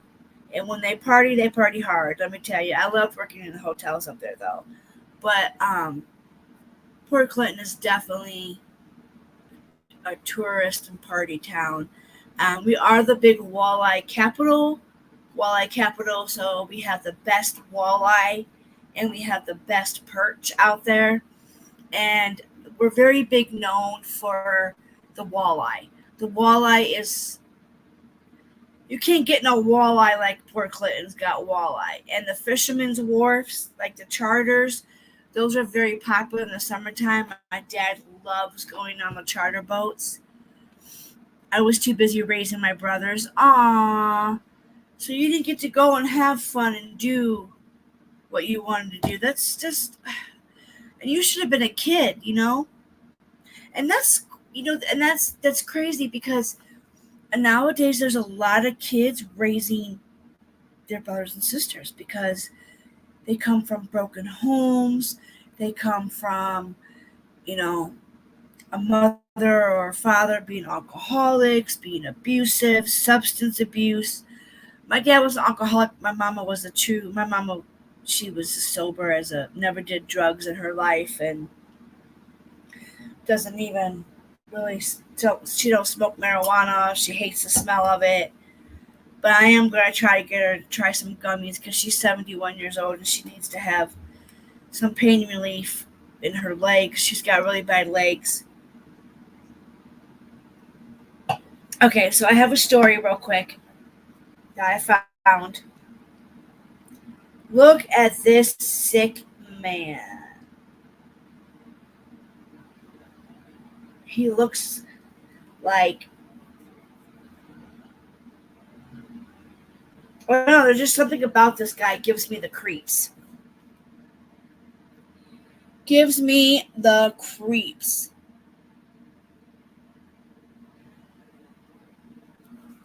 So the article says, an Ohio man was charged with possession of drugs and a DUI after a traffic stop at the Interstate of 24 in Christian County Saturday night. Christian County Sheriff's Department Danny Collins said he was called to an area of a reckless driver and located the vehicle driven by a 31-year-old Tyler Dryhauer that was going 92 miles per hour and was not staying in his lane. Oh my God, he could have killed somebody. Collins says Dwyer was under the influence of alcohol and had cocaine and 9 bottles of steroids. 9 bottles of steroids. They were very important. I know they were.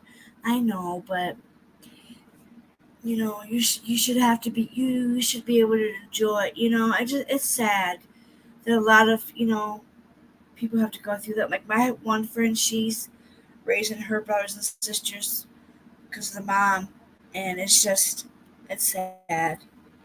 My one friend, she was given up for adoption, and it's like sometimes you got to be able to break the cycle. Some of them can't break the cycle. My best friend's mom did it. Her mom was a crappy mom. She lost her kids. Then my friend lost her kids. It's just got to break that cycle too. There's a lot of stigma when it comes with that too. Let's see where we're at. So Collins says Dwyer was under the influence of alcohol and had cocaine and 9 bottles of steroids. Now, what in the fracking frack was he going to do with 9 bottles of steroids? Was he selling them? What kind of steroids were they? Dwyer was arrested and charged with possession of cocaine, trafficking steroids, DUI, speeding, and reckless driving.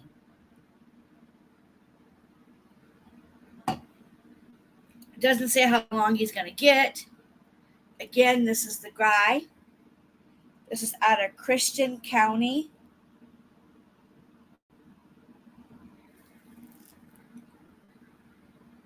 He could have hurt somebody. He could have killed somebody, especially with the drugs that he was selling. I mean, if he's trafficking cocaine and trafficking steroids, what a combination of a mixture with that. Steroids and then cocaine. Cocaine. Have you ever watched that show, you guys, on National Geography, whatever channel, with trying to catch a smuggler? Oh my God, I gotta run. Thanks for covering this. I'll see you next time. Thank you, Sinner. Thank you, buddy, for being here. I appreciate you. Much love to you, buddy. I'll see you at Headstones or at Sweetie Pies and your guys' channel. I cannot fucking believe that. I need to go to the mall, you guys. If I don't go today, my ring has to be taken in. And I'm just afraid I don't have enough gas to make it out there. I probably have enough to make it out there. It's just making it home. If I don't go tomorrow, if I go tomorrow, it is. How many days in this month is there? 30. Is there 30 days? Today's the 30th. So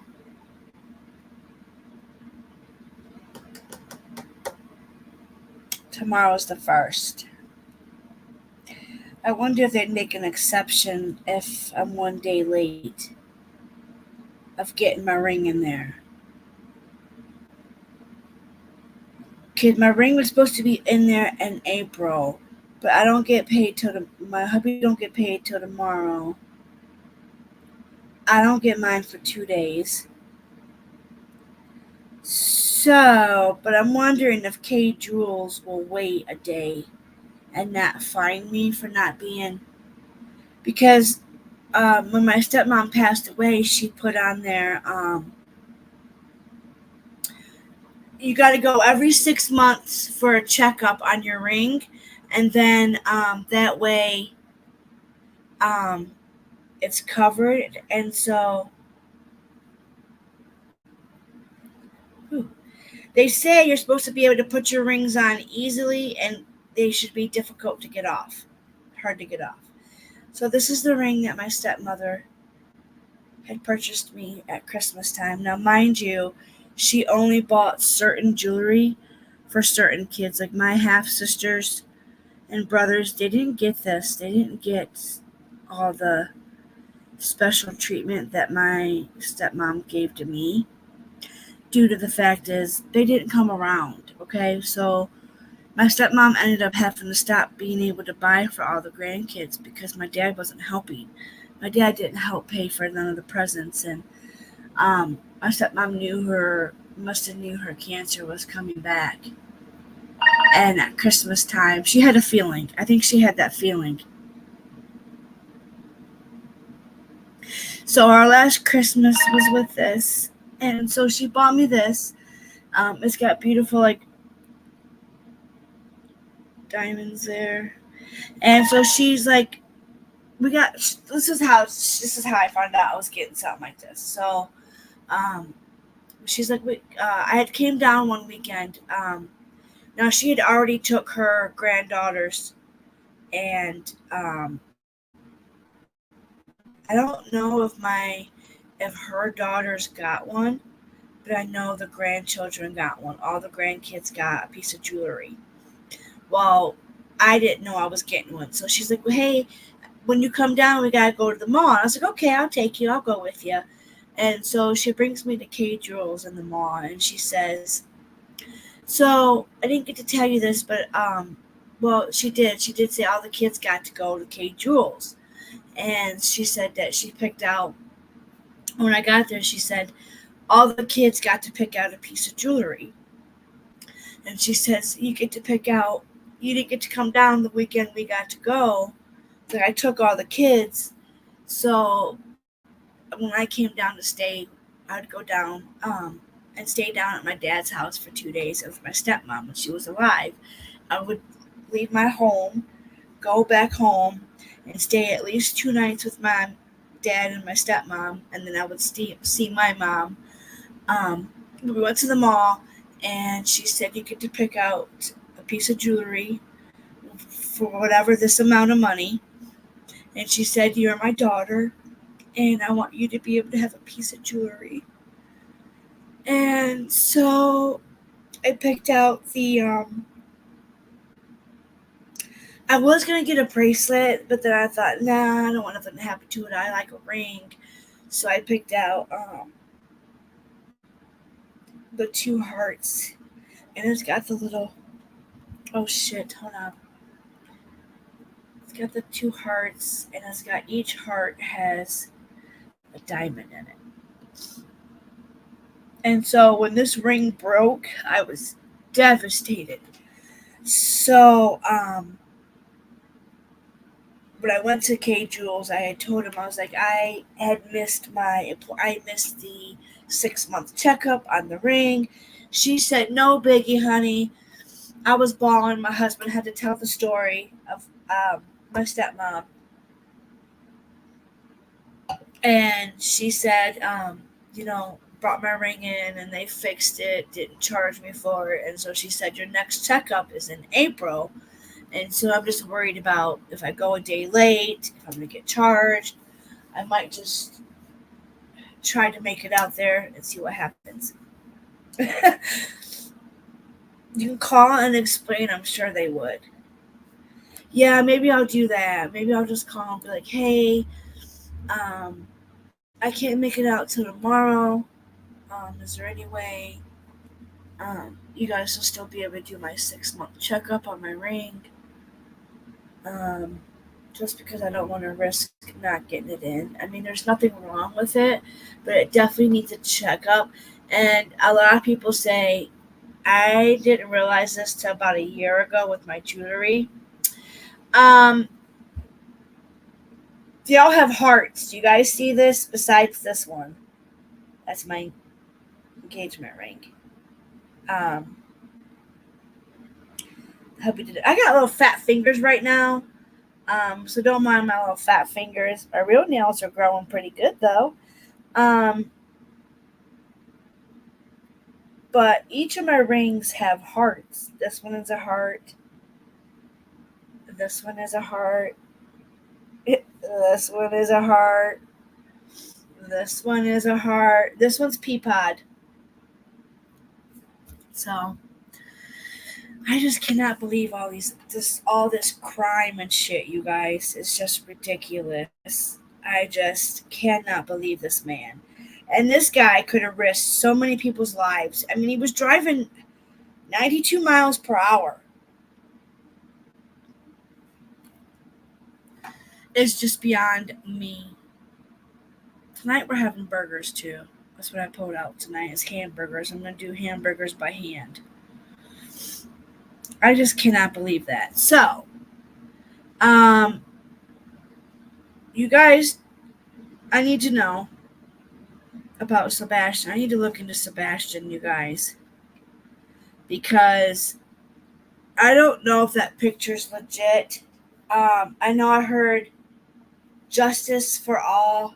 He was saying that he kept saying that as I had peeked in there, and he kept saying that people don't need to be stating that as that picture's not faked. It's not. Don't state it that it's not him. You don't know that. But how is he going to change to be good again? For a minute, he was doing pretty shitty.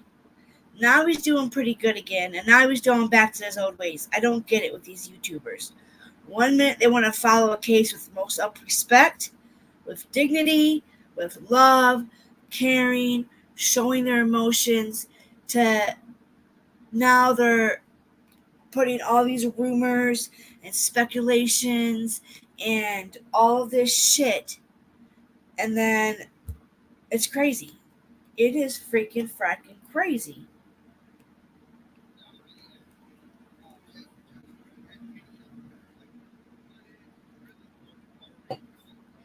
And I do believe that picture could possibly be him.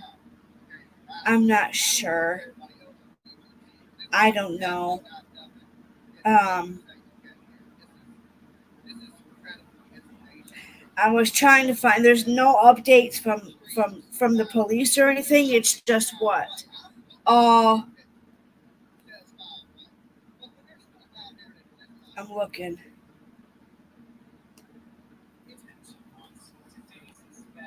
Just disappeared. That case is This was 3 days ago. Little to no clues as to what happened. Our Michael Ward sat down with his father. I met Sebastian's dad, Seth, here at this Clarksville playground where the two of them used to love to go. We talked about how it's been in the 2 months since Sebastian went missing and the investigation itself. I need everybody in the world to help me find my son. At the park where Seth Rogers watched his son Sebastian play.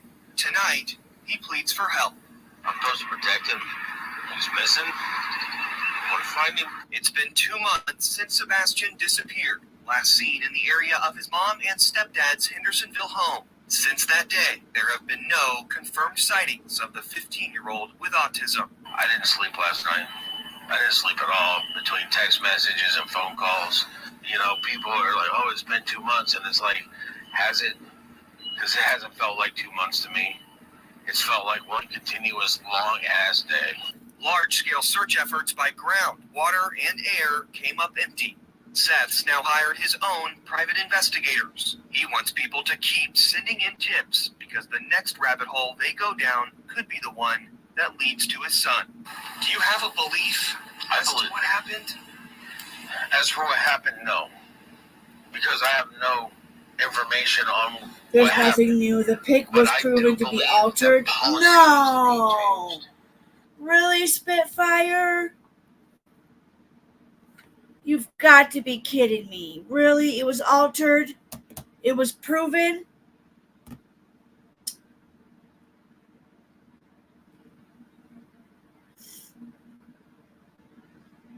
I can't believe that. I was really hoping that was a good photo, that it was a legit photo of him, just because then we would know he was alive. You know, we would then, and I'm trying to work on my good posture, so just give me a minute, guys. The doctor said, you know, good posture helps the back. So it takes a good while to get used to, but once you get the posture down, you're good. So I'm like, okay, I'll try. Anywho, I was really hoping that photo would come out legit, because then that way we would know Sebastian's still alive. I mean, would they say that photo was 8 days ago, though? And who would do such a thing? Who would do such a thing like that? To make up no.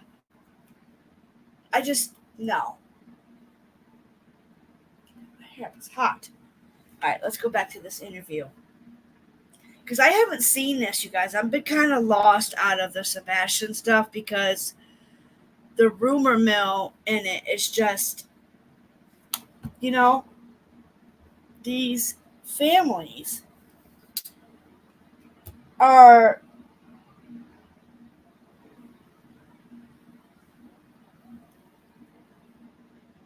having to listen to all the rumors and the speculation. I couldn't imagine being a parent and listening to some of these YouTubers and psychics. What the hell is going on with the psychics and stuff? I heard they're making a muck out of the shit too now. Some of the psychics aren't as good. It was altered with AI. You've got to be kidding me. I believe that policy needs to be changed. When an autistic child supposedly walks out the door and disappears, it doesn't mean classified as a runaway. It's a missing person. There should be an Amber Alert done immediately. Seth admits he's curious as to what the dynamic was inside Sebastian's home before he went missing. The TBI maintains there's no evidence of foul play. Bringing people together to pray, to ask God to show us the light. Seth tells me prayer has helped.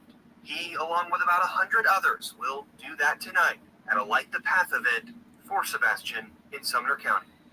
Michael Warren, WSMV4. Big wins, big. That's all I see, and nobody's given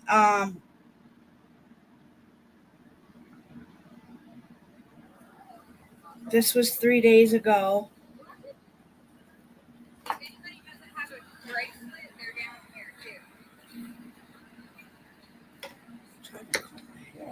Jesus, all frizzy and shit.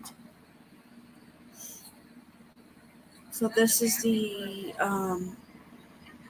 honoring Sebastian Rogers 3 days ago in Nashville. It's just so sad that somebody could alter that photo like that. Did they find somebody that did it? And that someone tried saying they'd find it after it was already debunked. Bullshit. They should have never.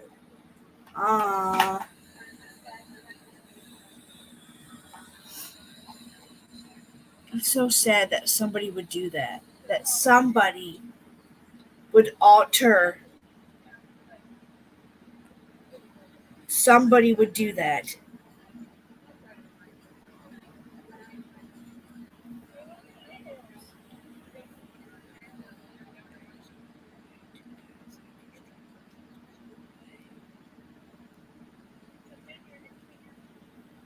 Uh-oh. You guys.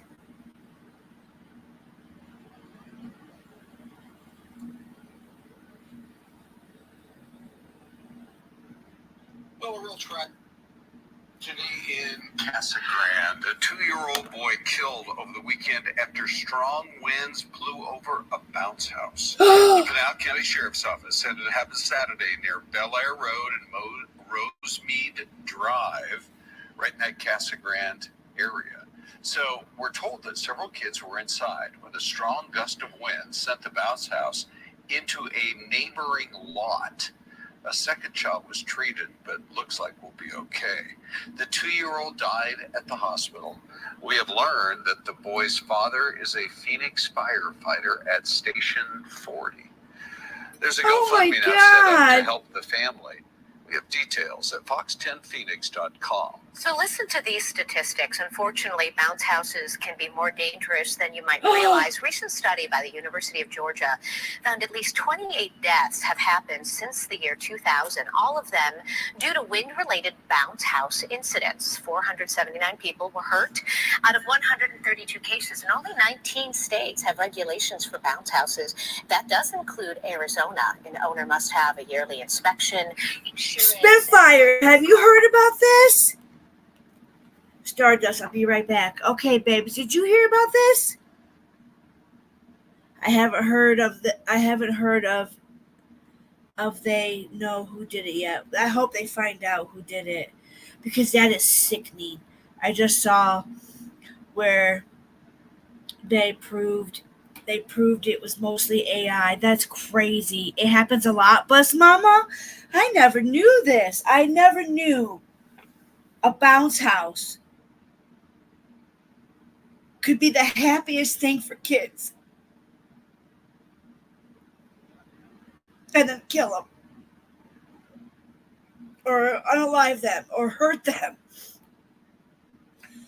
Let me go back. Wow. Look at this cute little, oh my God. He was a firefighter. They lost their 2-year-old in a bounce house. There's a GoFundMe now set up to help. This was 1 hour Details ago. at fox10phoenix.com. So listen to these statistics. Unfortunately, bounce houses can be more Aren't you dangerous by than you might realize. Phoenix? Oh Recent my study by the God. University of Georgia found at least 28 deaths have happened since the year 2000, all of them due to wind-related bounce house incidents. 479 people were hurt out of 132 cases. And only see, 19 states this have is all news that doesn't get across the board. Like the media tries to put it out here, but us as YouTubers, we gotta start doing more. We gotta start doing and covering more. I never knew this could happen. I never knew. regulations for bounce houses. That does include Arizona. An owner must have a yearly inspection, insurance, and calls for emergency service. See? Arizona has their shit together, or Phoenix. Phoenix has their shit together. This is in Arizona boy dies. Arizona boy 2 dies after strong winds blow away a bounce house. A 2-year-old boy dies after strong gust of wind blows away bounce house near Casa Grande, Pinal County Sheriff said. This is so sad.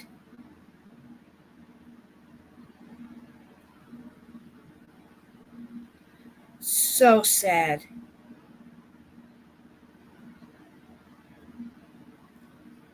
Like, you would think that this bounce house. Houses. Okay, so it says at least 28 deaths since 2000.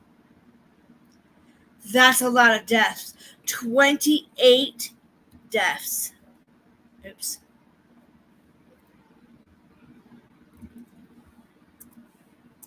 $28.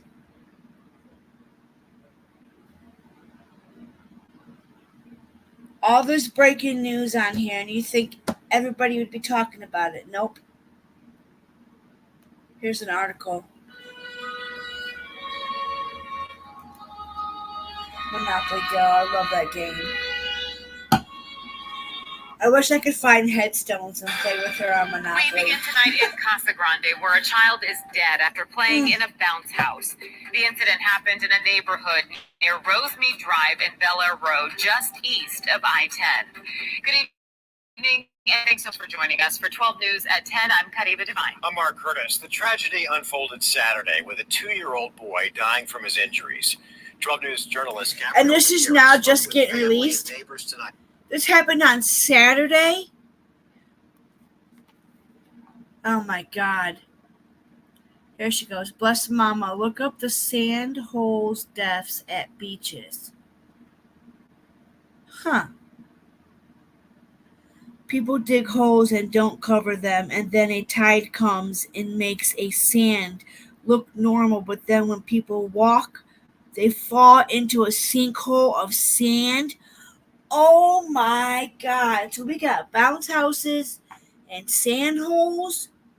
Oh my God.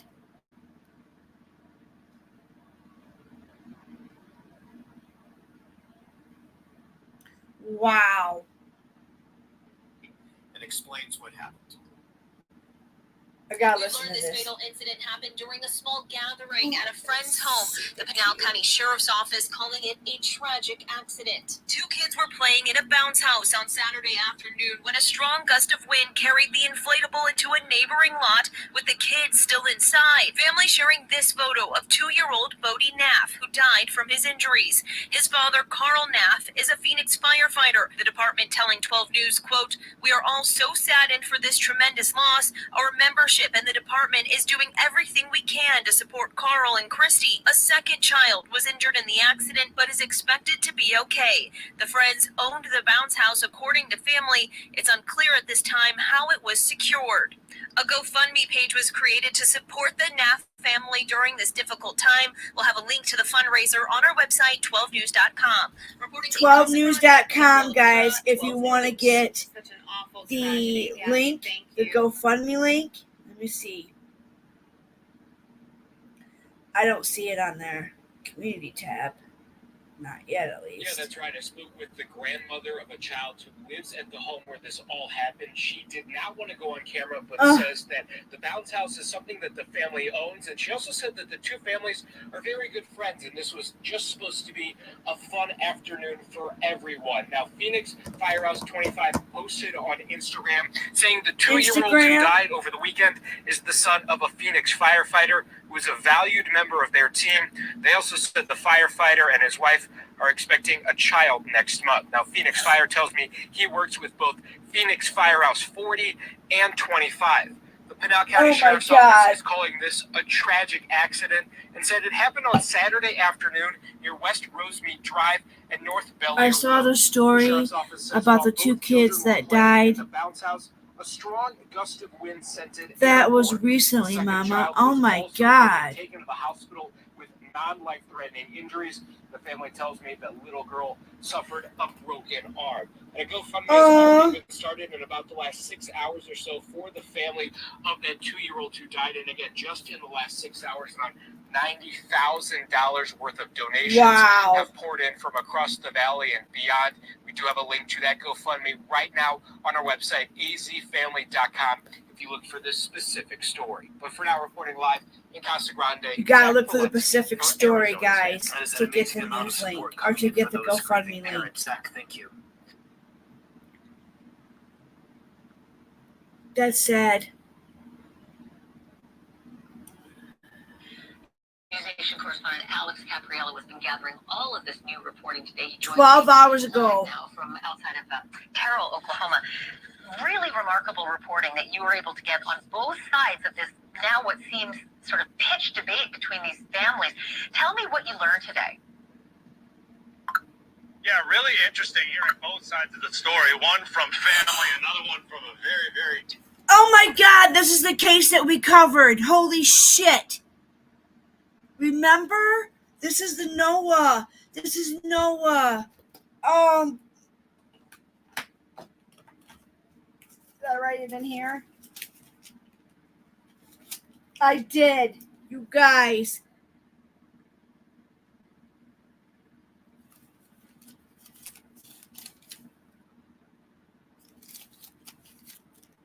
Okay. They're saying that it was an accident.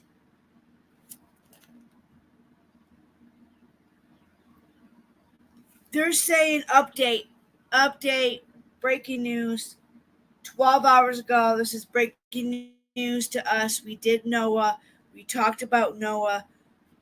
Here's Noah. He's 19 years old from Oklahoma.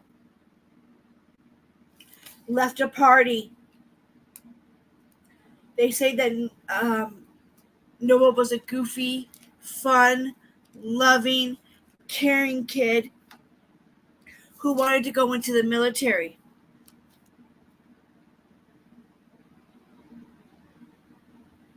He was found on the side of Highway 81. I don't know if they charged somebody yet, but Mama, we're gonna listen to it. I just was going over the notes. I can't believe this. What I just read. They're saying that it was an accident.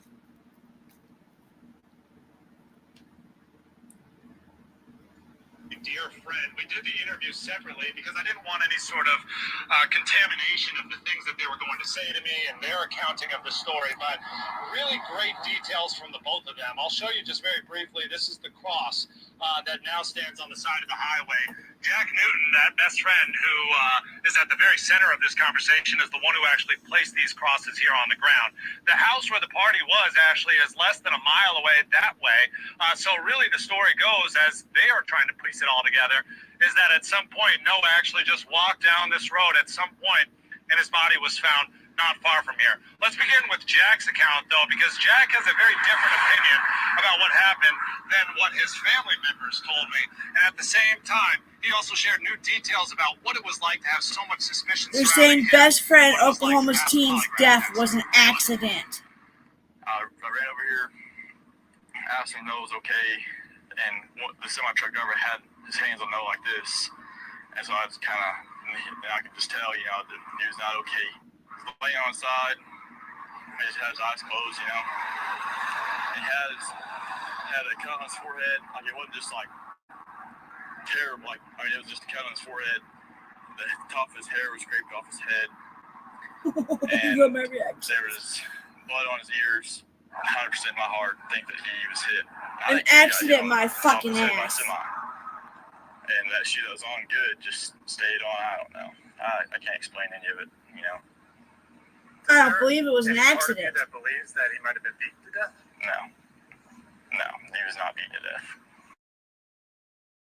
Why not? Because you just could tell he's not. I said, okay, I'll take a polygraph test. I took the polygraph test, and it was nerve-wracking, of course. I had these two things on my fingers. Did you pass? And then a feet thing, and a thing about my chest. And I didn't get to look at the guy. I was looking straight forward, and he was talking, he asked me questions. There's a lot of online chatter, and I think that's the reason why they're asking for you to take a polygraph test about you and your father. Tell me about what that experience has been like for you to have to handle that type of discussion happening all around you. I think the reason that I got brought into it is because, going through high school, you did not hear Jack's name without Noah and Noah without Jack. We were just always together. He lived with us for a while, and we were just always at each other's houses. I think when everybody heard something happened to Noah, they just said, what about Jack? and just I don't know. I don't know where So- all these talks come from. Are they saying he got hit by the semi truck, or is he beat? How did he get on this? Okay, so he might have walked, but he doesn't just die.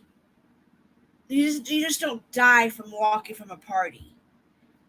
It's BS. I totally agree with you, bless mama. This whole story is nothing but BS, and I want to believe his friend, but I just don't. So the friends are just now speaking. Yes, the friends are just now speaking, bless mama. One of them, his best friend, Jack Newton. Let's finish. Do you feel good to kind of be past that a little bit with the polygraph test? I mean, do you believe that you're past that or no? people saying stuff. I mean, people were saying like it's easy to pass a polygraph and stuff like that. It's just I don't know. You can't really control what people say about it. You know, you just know what you know. And I've put my personal number on Facebook. It said if you want to talk about it, I'll talk about it. So what has these last 7 months been like for you? I want to call him up and ask him. The hardest time of my life. I want to call him up and ask him. What's his Facebook? So let me find me his number. I'll call up and ask him for an interview. I want to find out what happened to this boy. Because you don't leave a party and just die. You just don't. He said he has a Facebook with his phone number out to call and ask him questions. I want to interview you, buddy. I do. I would like to ask you some questions myself. If you were such his best friend, why would you let him leave alone that night? If you guys were partying and you say you're at my number one question. So you say you're his best friend. Why did you let him walk home, drunk, intoxicated, or whatever you guys were partying with? Why would you let him walk home? Such BS, bless mama. So the friends are just now speaking out. This is bullshit. Sob, don't answer. You don't know now. I have to change my number. Right. You son of a bitch. I know. I'll say that word. Don't answer. You don't know now. I have to change my number. Did he say that? What's it been like for you? Where all the crazy talks are coming from. This sucks. Do you feel good to kind of be past that a little bit with the polygraph test? I mean, do you believe that you're past that or no? people saying stuff. I mean, people were saying like it's easy to pass a polygraph and stuff like that. It's just I don't know. You can't really control people. Newton passed a polygraph test prior to speaking with News Nation. And I've put my personal number on Facebook. It said if you want to talk about it, I'll talk about it. So what has these last 7 months been like for you? I mean, it's always been the hardest time of my life. And on top of other people saying everything, just been the hardest time of my life. And so if you could tell there from the very beginning of that interview, Jack was one of the very first people on the scene. He tells me that he was leaving to go fishing with his dad when he drove up the road, noticed all the activity, and then saw Noah's body right here, bloodied on the side of the road. Bloodied on the side of the road. Fantastic interview. Found on the side of the blood. He was bloody. He was in the red. He had red. So, I think it said here, blunt force trauma. He was naked and left on the side of the road for 7 months. They haven't had no fucking answers. His family says he appears to be dumped. His friend is saying he walked. No, absolutely not. But I'm still confounded by the other side of the argument, which seems to come from Noah's family. His brother spoke with you today and has a completely different version of what he thinks happened. Tell me what you learned. Okay, let's hear it from the brother. Yeah, while Jack is of the train of thought that this is most likely an auto pedestrian accident, a hit-and-run crash, which is something that law enforcement has virtually at least said that they have ruled out. From the brother's perspective, he feels like something much more sinister might have happened, that people at this party know something but just aren't. So they're thinking a hit and run, but they're not two different shoes. Oh, I didn't know that, bless mama. Thank you, my girl. Two different shoes. Thank you for watching. Go to News Nation. Activity, and then saw Noah's body right here, bloodied on the side of the road. Well, Alex, fantastic interview, and so telling, but I'm still confounded by the other side of the argument, which seems to come from Noah's family. His brother spoke with you today and has a completely different version of what he thinks happened. Tell me what you learned. Yeah, while Jack is of the train of thought that this is most likely an auto pedestrian accident, a hit-and-run crash, which is something that law enforcement has virtually at least said that they have ruled out. From the brother's perspective, he feels like something. So they're saying the cops ruled out the possibility of a hit and run, and Noah's brother feels something different. Much more sinister might have happened, that people at this party know something but just aren't saying. Thank you for watching. Go to newsnationnow.com to find Now News the Nation best on your friend is television speaking provider out, and he passed his polygraph. How did he pass his polygraph is what I want to know. Let's go see. Let me go take a peek and see if we have anything new here.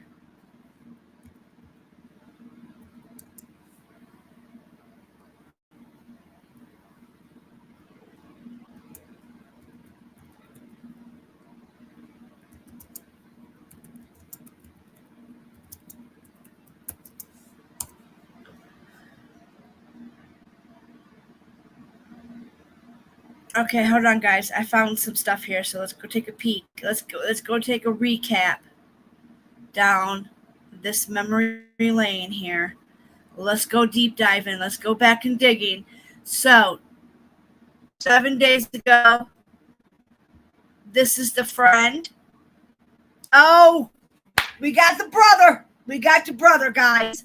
We got the brother. Foul play. Take a listen to my interview with him. He just said that Noah was in an accident, and so I thought he was in the hospital, and so I come by and I pick up my dad and we start driving down there, and it's only a 30-minute drive from Comanche, but that drive felt like 2 hours just sitting in silence. And then we show up, and Jack and Caleb and the Jefferson County Sheriff was there, and Noah was covered up on the side of the road. He was covered up in the side of the road. Those fucking kids know what happened to this man. They know what happened to this guy. To this kid, Noah. With tarp. And it was just kind of a good 10 minutes just staring at fields, just at a loss of words, When we show up there, everything's going through our minds of because it doesn't look like a hit and run sort of situation, and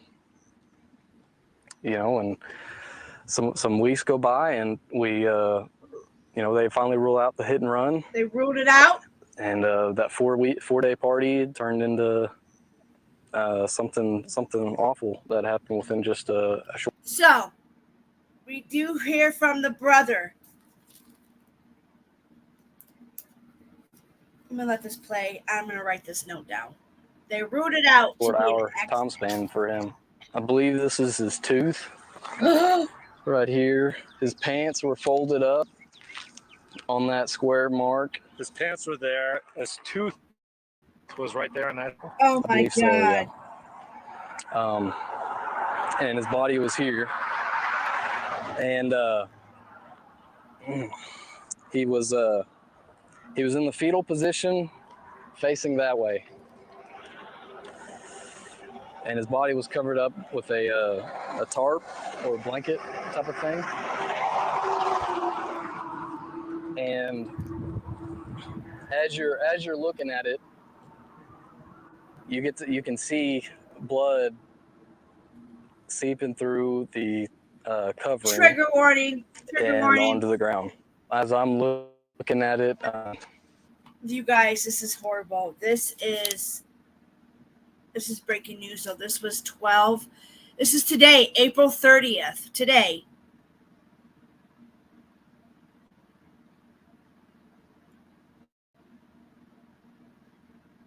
Up, and then there's the guy's picture. The suspect deadly.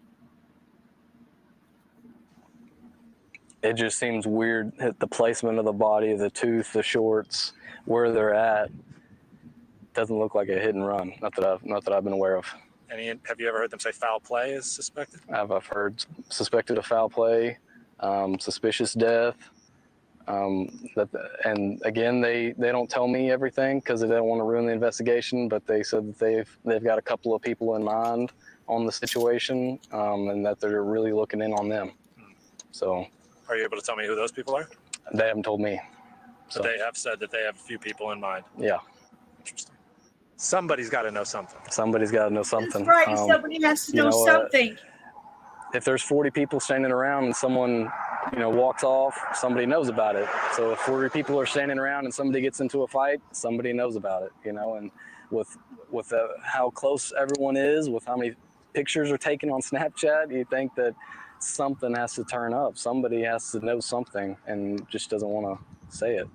And has law enforcement been pretty open with you And look about at this the things that you're clickbait hearing or fucking what they title. are Breaking investigating?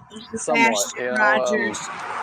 They're willing to Breaking news. spread, talk Sebastian about Rogers certain things, updates. Federal but then there's some case things now. that's Oh my God. they don't Trigger want to say too much because what if it messes up with the investigation, and so there's a lot of areas that we're still in the dark about, that they know more about, and I'm hoping that they know more about the situation. That's kind of their job, and the only way we're going to get through this thing is if we're still hopeful. Do you have any message for law enforcement or anything that you want them to know about how you're feeling or this lack of information that you're getting? I get it that you want to protect the investigation. I get it that you want to protect the case so that way it's carried out. But quite frankly, 7 months is too long. I just hope 7 fucking people months. see this and are able to, just maybe it'll push someone to say something, that they understand that it's being selfless. It's for someone else. It's for the true victim. If you know something, just say it. It's better to say it and let the family have some sort of peace, to let Noah have some sort of peace, than to not say anything. Agree. Poor Noah. And so again, it's about a push for answers from this family, but unfortunately not getting much new information from law enforcement. They tell me their information is at least 3 or 4 months old. And then earlier today, I stopped by the medical examiner's office in Oklahoma City to try to find out what's the latest there, if an autopsy has been completed yet, and when we're expecting to get that paperwork. They were really closed off to me about that, Ashley. They said it's just not ready yet, and you'll get it when it is. But you'll get it when it the is. issue about the suspects that Noah's brother believes that there are several people that they're looking at as suspects, that's what he's been told. And I mean, at this point, they have already said if there are suspects, it's not necessarily that it was, an accidental hit and run. It could be both, right? It could be a hit and run, and that's criminal too if you leave someone on the side of the road and you know about it. Is it possible it could be both, even though police have said they don't think it's a hit and run? Well, the interesting thing when actually examining the scene and then talking to the family is that there was not overwhelming evidence to show that it was a hit and run. I've covered so many of these auto pedestrian crashes, and you notice some things are very similar, right? There might be debris from the vehicle that struck the pedestrian, right? A headlight or different parts of the car that are on the side of the road. There was no evidence of that. And then not to mention the fact that at least one of his shoes were still on his body. That's also indicative that a car traveling One of his shoes was still on his body. Bless mama. Usually everything would go flying. The teeth were so close to the body. The shorts that were off of his body were so close to the body. So there's just evidence that points that it's not a hit and run. That's at least what the law enforcement is telling the family at this point. Thank you for watching. Go to newsnationnow.com to find News Nation on your television provider. And I cannot freaking believe this. Cannot believe this. Well, I'm glad I kind of surfed a little bit longer, you guys, because we wouldn't have found this update. Let me stop. Let me come back to you guys before we go to the other thing. Wow, can you guys believe this? And you guys got it from me, Truth Seeker here. I brought you guys all the breaking news I could bring you guys. So please give me that like. Please, please, please hit that like for me. As I really am bringing you guys stuff that nobody else is talking about. So that party was well documented. Absolutely, bless mama. They are on social media throughout the videos, and they were all removed. They know. Yep, his teeth were scattered. Can you believe that? It's not a hit and run. They beat that kid. They beat him. Blunt force trauma. I honestly do believe they did that little boy. 3 people that you know what happened to my cousin and classmates that night, and they were hit by a train. That was when I was a teen. I never talked about. Oh my God, I'm so sorry, Spitfire. 3 people that knew what happened to your cousin, and they didn't come forward. I'm so glad you told us that. I'm glad you came and I'm so sorry, girl. I can't believe that. My heart breaks. You've been through hell and back, Spitfire. Girl, you need an award. Spitfire, you know that, right? You know you're one of my favorites. But you are a champ. You're my girl. You're my friend. You're my BFF. You're all my BFFs. But God, Spitfire, you're a fucking trooper, girl. Man. Much love to you. Much love to you. Oh my God, girl. God, your story. I love your stories. I love how real they are. You deserve it. Okay, let's go back. Let me show you guys the mugshot before we got more breaking news here. We got a lot.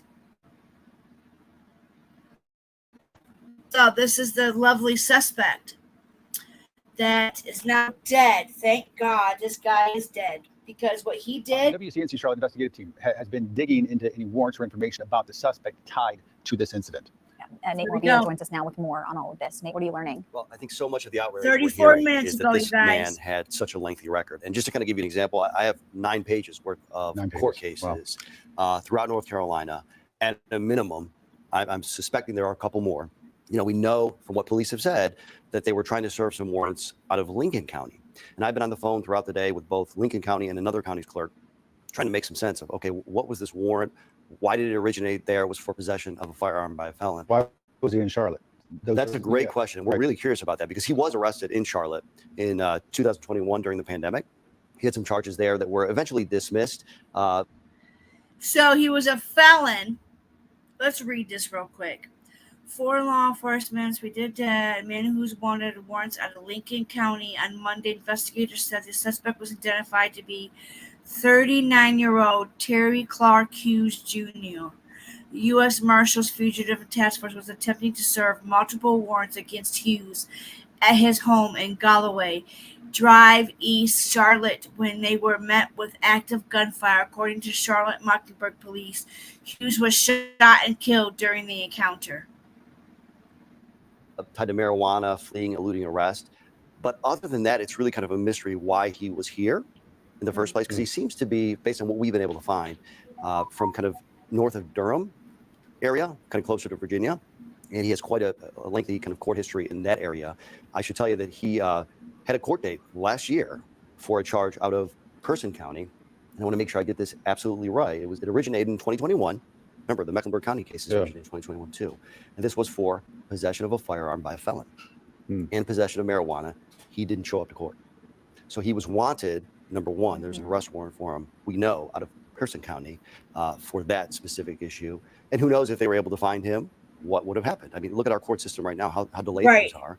And I'm still trying to get some bond documents too to figure out if there were concerns, if this man was a flight risk. I'll tell you too, there's a reason he's a felon to begin with. 2009, convicted of breaking and entering, among many other things, in Alamance County. That's east of Greensboro. Our sister station up there, our contact partner, WFMY, reported that he led police on a high-speed chase. Yeah. If we have his photo, we should pop his photo back up. So Sure. we're, If you were listening to the press conference, you know, someone asked that specific question, should he have even been out? And Chief Johnny Jennings talked about how overwhelmed the court system is now. it was his longest pause of the press It was his longest pause. Yes. And he came back and said, I think we're overwhelmed. I don't have an answer. And I think he also said, I could tell you so many other cases of people that shouldn't be out as well. And I think that's my point too. If they had arrested him on that outstanding charge kind of north of Durham, would he have even gone to trial? But maybe he would have been held in the jail there while he was awaiting trial. It's hard to say. We're still trying to figure out a lot of this. And I'll tell you, many of his prior charges were dismissed as well. And I think some people are angry about that. A lot of times it comes down to evidence. If prosecutors have evidence in these cases, do they have cooperating witnesses? Are these cases that they're pursuing, some of his Mecklenburg County charges, for example, were marijuana charges? And I've reported extensively that the DA has said, I'm not going to go after these Mecklenburg County marijuana charges. So there's that too. And I think what also is so interesting, and this should tell you a lot about this man, at least from what marshals have told us. I worked in Tennessee for a long time. My friends at WBIR in Knoxville talked to a U.S. Marshal there, an actual U.S. Marshal right now, David Jolly. He's in the Eastern District of Tennessee.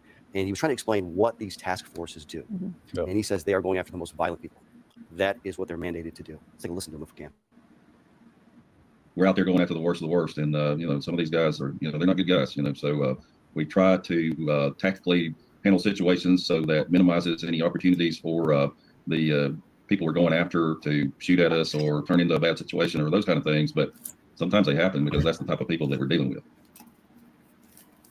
Last night, when I was talking about kind of a rise in shootings of police officers, the Fraternal Order of Police wants people to know this is still very much a dangerous job. In fact, last year, 2023, reached a new high of police officers shot on the job, up by almost 50 shootings. Wow. And a good portion of those were kind of targeted surprise attacks, kind of somewhat of what we're hearing about in this kind of case. Because it sounds like, according to the chief, it sounds like one of the reasons they thought that it might be a second shooter, because it sounds like he was shooting from above, from those dormer windows we saw in the house, down on the officers, not only from the back, but also the front. Before he then came out in front of the houses where police say he was shot and killed. And that's really the big question that remains now. The two women that were in the house, he said they are cooperating, but he hasn't ruled them out. One was 17, one was older, and they said it will come out, but they haven't released what exactly their relationship is with him yet. We also don't know why they chose that time of day to serve the warrant. I mean, I know people in the police world who will tell you the morning sometimes is good, you catch them off guard. But maybe they had information that he would be there right then and there, and they thought that would be the best time. Because what ended up happening is beyond the tragedy of all these lives lost, it was incredibly disruptive. And I think a lot of people are wondering, and when we were hearing from people already, like, we want you to ask the tough questions. It's okay to have great sympathy for what is happening right now. Exactly. And I think that's just really important. That's what we're trying to do. We're trying to understand, did the system fail these officers? Beyond what just happened yesterday, and it looks like we're still sort of piecing those things together, the bigger problem, people would benefit, including us, going back and rewatching the last 3 minutes of TV and you explaining his history and his rap sheet and his falling between the cracks, because it's not just one case this happens to. Right. This happens every single day in every single city and all across the country. Basically what Chief Johnny Jennings was saying. Exactly. It's going to be the last time, I think. It won't be. All right, thanks. Nate, thank you. And as we continue to learn more about yesterday's tragic events and the trends that led to them, we'll share those updates both on air and inside the WCNC Charlotte mobile app. You can download that for free. I still cannot believe those officers. Thank you, Mama. It was a real mess. They had visitations at the same time someplace, knowing that there was conflict. It was so bad. The families used to be friends, but now they're blaming each other. That is sad. We definitely don't want that. Oh, we love you. Truth Seekers rocking. I'm trying, guys. Woo, I'm rocking it with this breaking news stuff, man. I don't like being all breaking news. This stuff is so sad. I do have a good happy story. I do want to save out. We're going to end out on a happy story. Let me go pull that up for you guys. I do have something that I forgot to share, but we're gonna save it out for to end this beautiful day. It is 68 degrees out. It is nice and hot, but I do want to close out with this beautiful story. This is one day ago. And this does involve good. This involves a good thing in my area. We see a lot of bad stuff in my area, a lot. Okay, I see a lot of bad, unhappy things. We have shootings. We have, crime rate is crazy. We have the drugs. But Lucas County also in the surrounding areas of Toledo, we have a lot of kids that need love and need homes and adoption. And this is called the Aisha's House. I'm going to actually try, I'm actually going to try and do some volunteer. I'm going to try to get a hold of them for volunteering because it's involving kids and being maybe a foster mom. I really want to be a foster mom, especially to a baby or a toddler. But let me just play this. This is a happy, good Since day. St. Jude opened in 1962, So the hospital has continued to push for this was a new day and better ago, treatments. and this is something good. This afternoon, foster parents, community members, city and state officials came together to celebrate the expansion kickoff of the nonprofit Isaiah 117 House. This organization giving placement a space of friendly faces during one of the most difficult times in their life. WTOL joined in the I want to festivities. be a to learn what part of means this to too. I expansion so want to be a part of this. We are house. excited that in Toledo they're going to rally around Isaiah 117 to bring this to their kids and families. We're there to reduce trauma, lighten the load, and make that transition easier. We have volunteers already there. They've got the lights on. We usually have cookies in the oven because we want them to know that they're welcome in this home, and the smell of cookies makes everybody happy. Then we just follow their lead. If they want to shower, if they want to bath, if they want to be outside, what they're going to see is people that look them in the eye and say, I know on a day when you feel like you don't have a voice, I'm here and I'm listening. We need this because, like even my last placement, when she came in and been down there for 6 hours, she was very dirty, hungry. As soon as we got in the car, she's like, "Can we go to McDonald's?" I mean, she was, Lucas County Children's Services, as they embark on an expansion of Dude, it's Isaiah so 117, super excited to see them coming up with new solutions to make sure that they are getting the best outcomes for the kids. I just hope the community really rallies around this, Christian or non-Christian. These kids need us. One of our biggest kickoffs we've ever seen. It tells me two things. You have a community that cares about their children.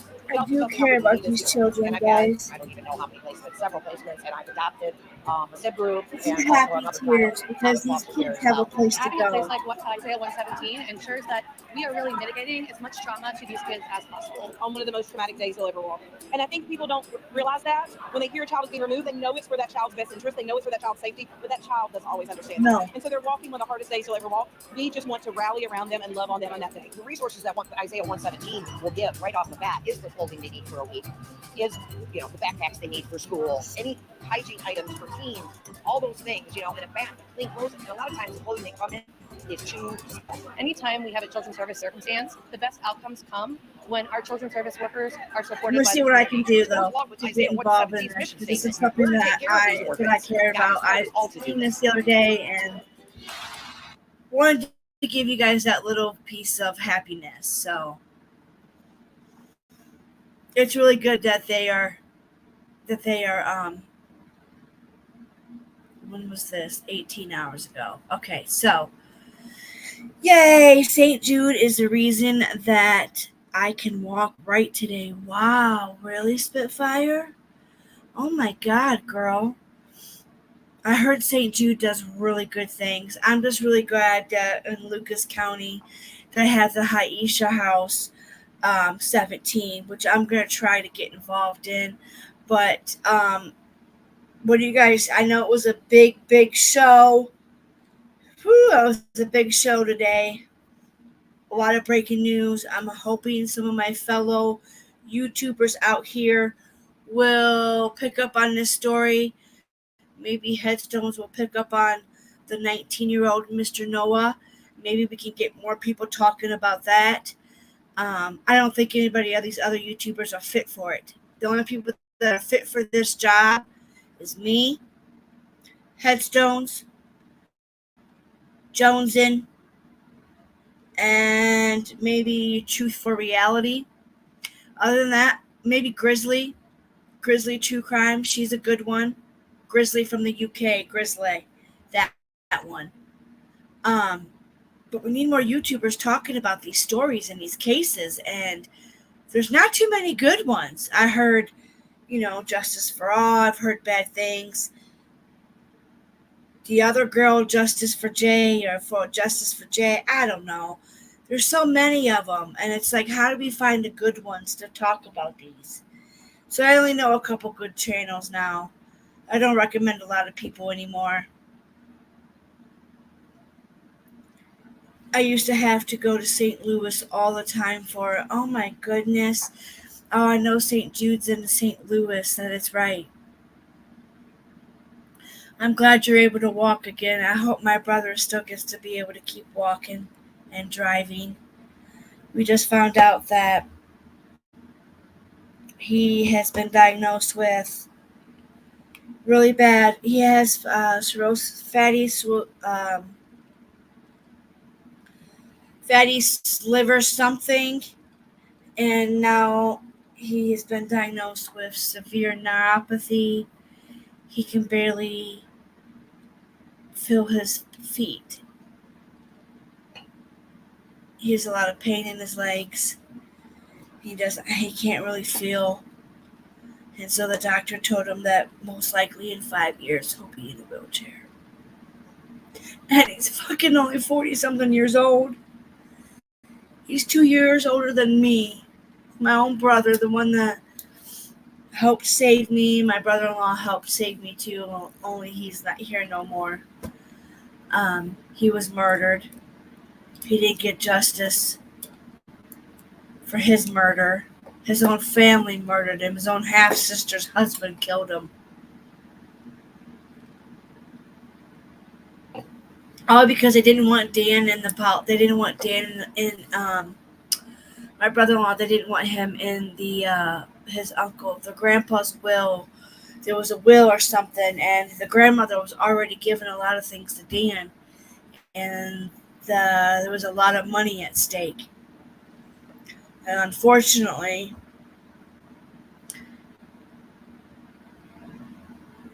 the cops back in my hometown all know that Dan didn't do that to himself. It sucks not being able to get justice for your loved ones. So thank you, Spitfire. Thank you all for being here. Thank you for coming to story time.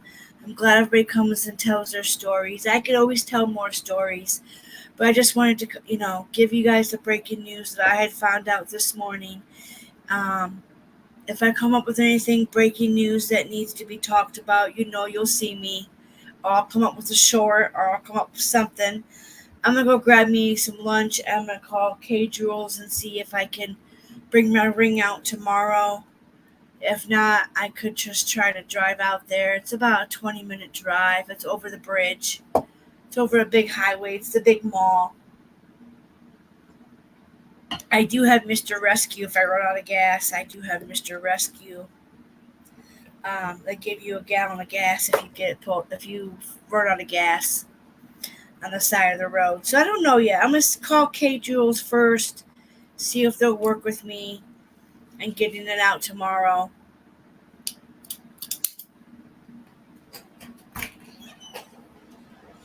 Babe? Is that you sneezing? Oh, okay. It sounded like somebody was sneezing.